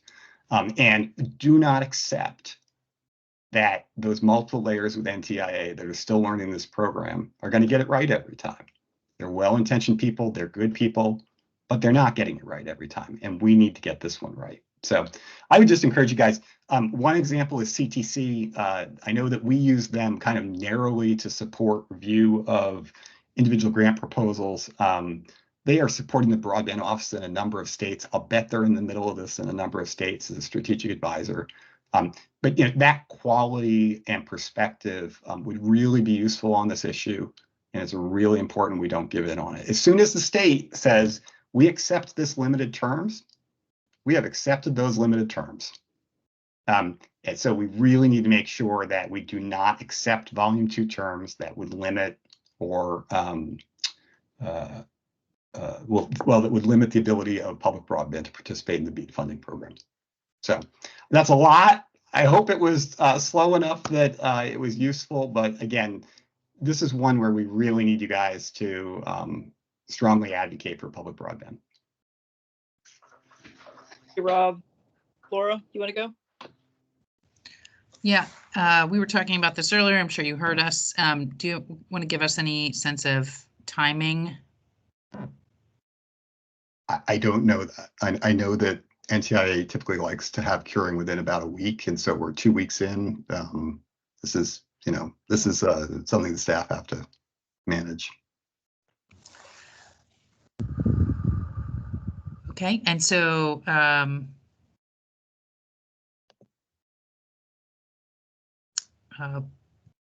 Christine, where do you feel like we're at right now? Yeah, we are, just to let you know, we have Vernon Berg, who's one of our expert consultants working with us on this. We're working with Pew.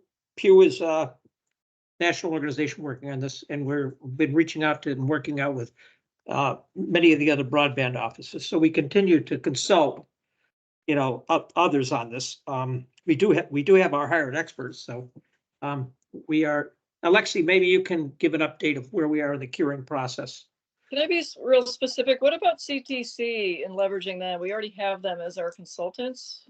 And since they're already working on this nationwide, let's tap that. Is that what Rob said, that they are working on it, or that they may be? Yeah, They we are. can bring them in as a fourth They opinion as are. well. Yeah. Yeah. Other than Vernonburg to use CTC because they're already immersed. I don't want to micromanage you, but I'm just a friendly suggestion. Okay. Can I add to that, Patty? Sure. I would really like this is such a critical issue. I would love for there to be a written plan for what our approach is. And I'd love for Vikuda to be aware of it and give us feedback, because if they're not happy with that plan, we need to know now, not later. Yeah, we've reached out to CTC as well. I think what you're hearing is they're not happy with the plan, and we are in the curing process. I guess Alexa, you want to talk about where we are in the process? I think what you're hearing is Rob is disagreeing with the direction we're actually let me have Alexi step in now. Alexi, tell us where we are in the process. Yeah, so we have responded to NTIA's curing. That will be posted momentarily on the website. We got the updated version for public posting just over the weekend. So folks will have a chance to review what it was that we said. Rob, it tracks closely with actually what you just said around essentially middle mile and pieces of network that are in fact available for BEAD work, despite the fact that they may have been built using ARPA funds. And so we have gone essentially back at NTIA in the way that you suggested. The process for doing that was internal staff consultation as well as consultation with CTC and Vernonburg. So we have been reaching out to our experts and tapping into that expertise. We also went out to the other states via the sort of informal state network that exists among us broadband offices in order to discuss those things. And so it's hard to know exactly when we'll hear back from NTIA. We understand that the policy committee meets twice a week, I believe Tuesday and Friday. So it's possible they'll take it up tomorrow, hopefully.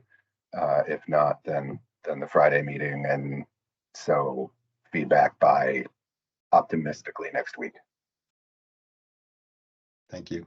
Can I just have one thought on that, Christine, to your comment? Actually, in the scheme of things, I think you guys have done a tremendous job with an incredibly complicated program. So to say we're unhappy with you or your staff would not be true. I think actually, given a program that does not allow the closeness of collaboration that we've been used to, you guys have done a great job, and so you deserve a lot of credit for that. That said, on this particular issue, it's existential to the work we've done, and we think the NTIA advice you're getting is wrong. It doesn't track with what the statute says. It doesn't track with past experience with federal grants. It doesn't track with NTIA grants that I've done in the past when they didn't have this statutory authority. And so I think it's really important that we don't bend too early. We're one of the first states hitting this, I can tell you that. I know that the program manager, as he was asked by one of the other states about it a week or so ago, and hadn't got to his desk yet. And so this is still early, and we just need to be really careful not to give too soon on such a critical issue. But overall, appreciate the fact that you guys have been advocating for our inclusion, and we just want to make sure we don't lose it. Yeah, thank you. I didn't question that you disagreeing doesn't, I don't see that as a negative. I think that's, Good. Thank you. Go ahead, Tony. Tony has to weigh in on this, I think. Go ahead, Tony. Yes, I just wanted to make sure we were all cognizant of the fact that because BEAD is an open competitive program, we're not really at liberty to have the same kind of, the board is not in a situation where it's providing the same kind of support to the CUDs as potential applicants. So we just have to be mindful of that. That's all. That's another area of disagreement. Many of the CUDs not believe that the feds have the right to tell state government how to do its business. You have to run a fair and competitive process, but those two things can be kept separate.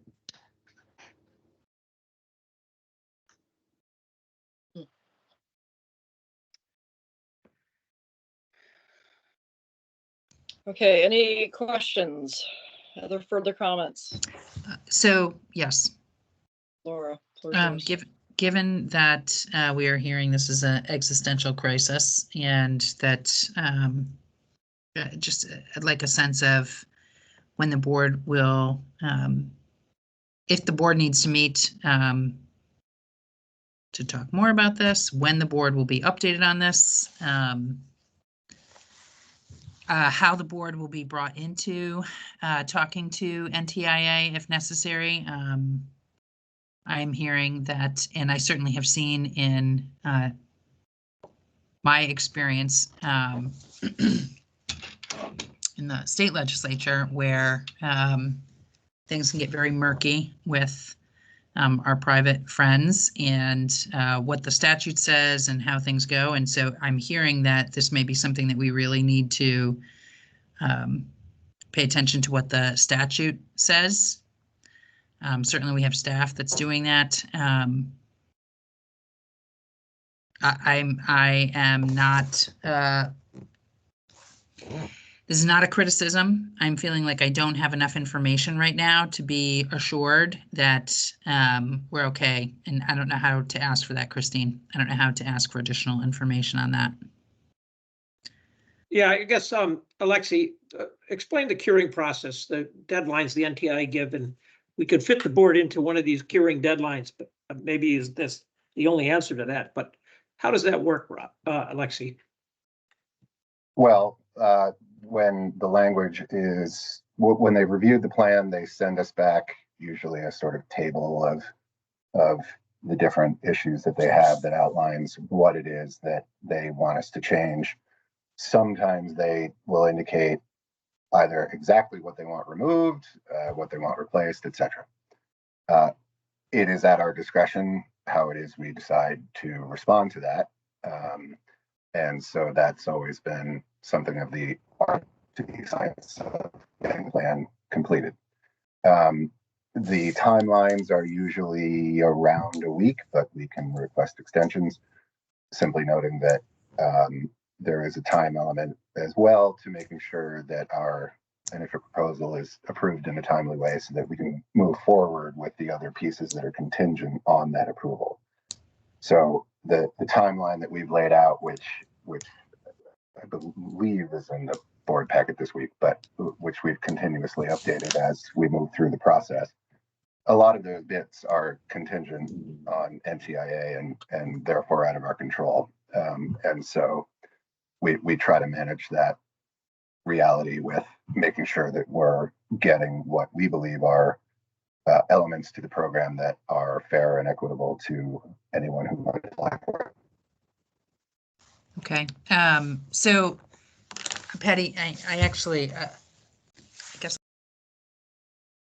I'll take back my concern that I just asked Christine, because I think that you actually asked that we get in touch with CTC here and have them given their, which that actually will, I think, help me feel like they will have the perspective of our previous partners who are working with other states on this curing process. I think that is enough assurance for me if that is where we're at. And I'm seeing Christine say yes, so. Yeah, we will get a statement from CTC and we have been consulting with them. Okay. Yeah, Thank you. You contact CTC that we're asking for their position as an organization relative to what they're saying elsewhere. So like we might talk to one individual in one office, but we want to make sure we have that. And I don't know the people that are working on this, so it's hard to put a name to it, but we have one person that we use to review grants. That may not be the right person to consult with. There might be somebody higher up in CTC or somebody at a different office. Rob, who exactly are you working with, Rob V? Not with CTC. I'm working with, Vicuda has hired John Wilkins, who is supporting the broadband office in a couple of other states. And then on another project, I work with a fellow who's supporting a couple of states. So, but it's not CTC. Would be the name at CTC, in other words. We're Joanne Hovis, right? We go right to the top. Telus is on the phone, but Joanne's the coordination point for this kind of stuff for sure. Okay. We want to make sure we're in concert with Joanne, so that we get the information from her, because she's representing more states on a bigger picture. So we want to make sure those two connect directly, that we get that person's opinion. Be very clear on that. Okay, we will reach out to Joanne. Okay. And Christine, as we're going through this cure process, do you invite feedback from Vicuda and others as we're going through? Like how does this train roll? Alexi, would you answer? Yeah, I can feel that one too. So we post everything publicly, and in particular when there are significant issues that we are seeing. This one was clearly an instance in which it was a significant change, as we understood it from the previous guidance that we'd received from NTIA, and a difference that's relative to how we had been reading the guidance that that governs the way this works. So we very much wanted to flag that. So that's the process that we can use. Again, it's a competitive program. So we need to be fair and balanced in the way that we present the information that we receive and what we send back.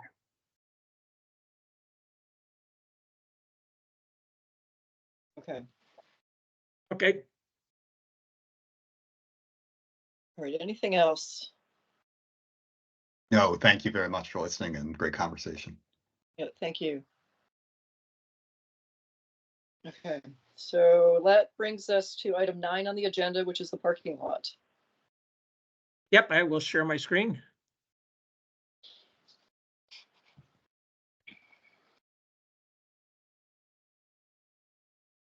Okay, can you all see the parking lot? Yes. We had an item here to present the updated information to ARPA funds remaining. We did that in this packet.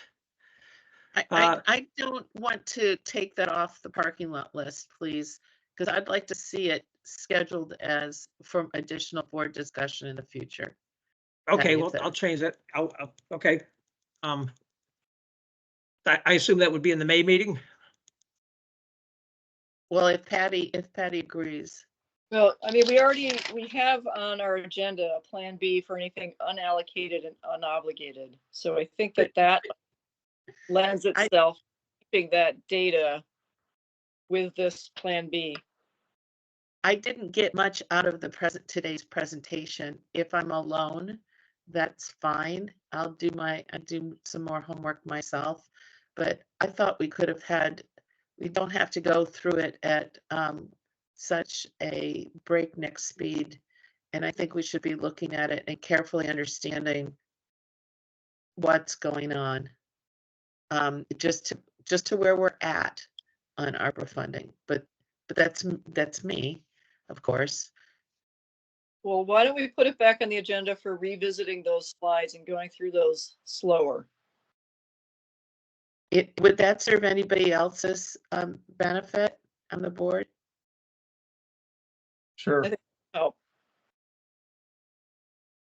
I Yes. would, unfortunately, I wasn't there, so yeah, I would benefit from it as well.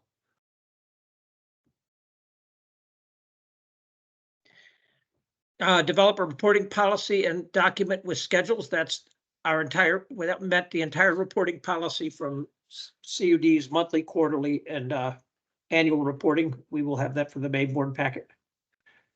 Cross-reference table with definitions. That's about the language used specifically. That was one of the hot buttons there was, what does it mean when a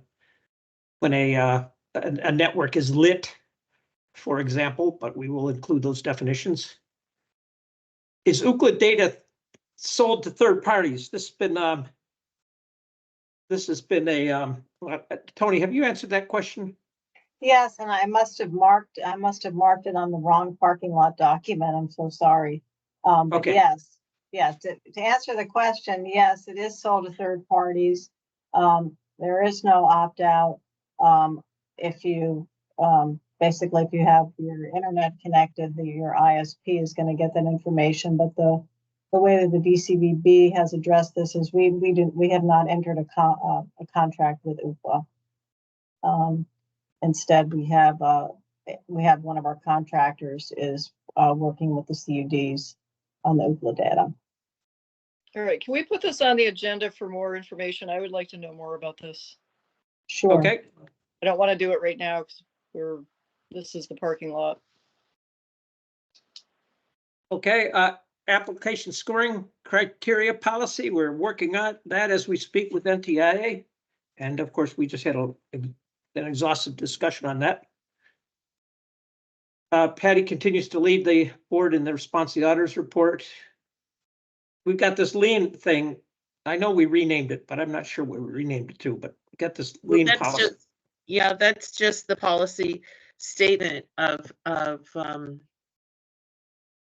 you know, I can't think of the name we picked for it either. So Recruitment and transfer of funds, grant funds, Holly, maybe. I'm sorry. The recruitment would be a recruitment policy if we move forward with it. Recruitment policy, yes. Okay, I will change that title. And then policy for certification grantee requirements, we've completed that today. I don't know why affordability policies. Affordability policy should be on there too, shouldn't it? Yeah, because we wanted to look at it in light of the change in ACP. Okay. No, I didn't get that done. Christine, we also had at our last meeting an appeal process for adverse rulings and conflicts to be developed. Oh, yes, and I didn't see that on here. We just haven't had a chance, Patty. The meeting was a week ago today, so we just haven't had a chance. In the parking lot, that's why the parking lot exists, is just to keep track of all these things, because otherwise, if you don't write it down, it doesn't get done. Yep. Did anybody go through the tape from the last meeting to make sure we captured all the things that were to be added to the parking lot? That's what I meant to say. I have not had a chance to do that yet, but I will. Okay, because I think there's a few others. Nothing comes to mind. I know the adverse ruling thing was something we agreed to do. Just needs to be in the parking lot. Okay, got it. Okay. Thank you. Any other comments or questions on the parking lot? Okay, hearing none, let's move to final public comment, 310. Hang on, I'm trying to get back to my screen. Okay. All right, so we public comment. Raise your hand if you'd like to make a comment, and you'll have 3 minutes to speak, and I'll call your name in the order that your hand was raised.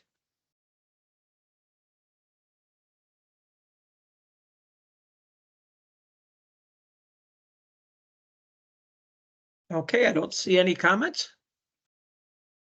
Okay, public comment is closed. Our next item is board check-in, and this is to be held in executive session. It involves evaluation of personnel matters. I'll make a motion that we move into executive session per 1 VSA section 313A, paragraph 3. Second. Thank you. Any discussion? All those in favor, please say aye. Aye. Aye. Any opposed? All right, we will go into executive session, and then after executive session, we'll adjourn the meeting.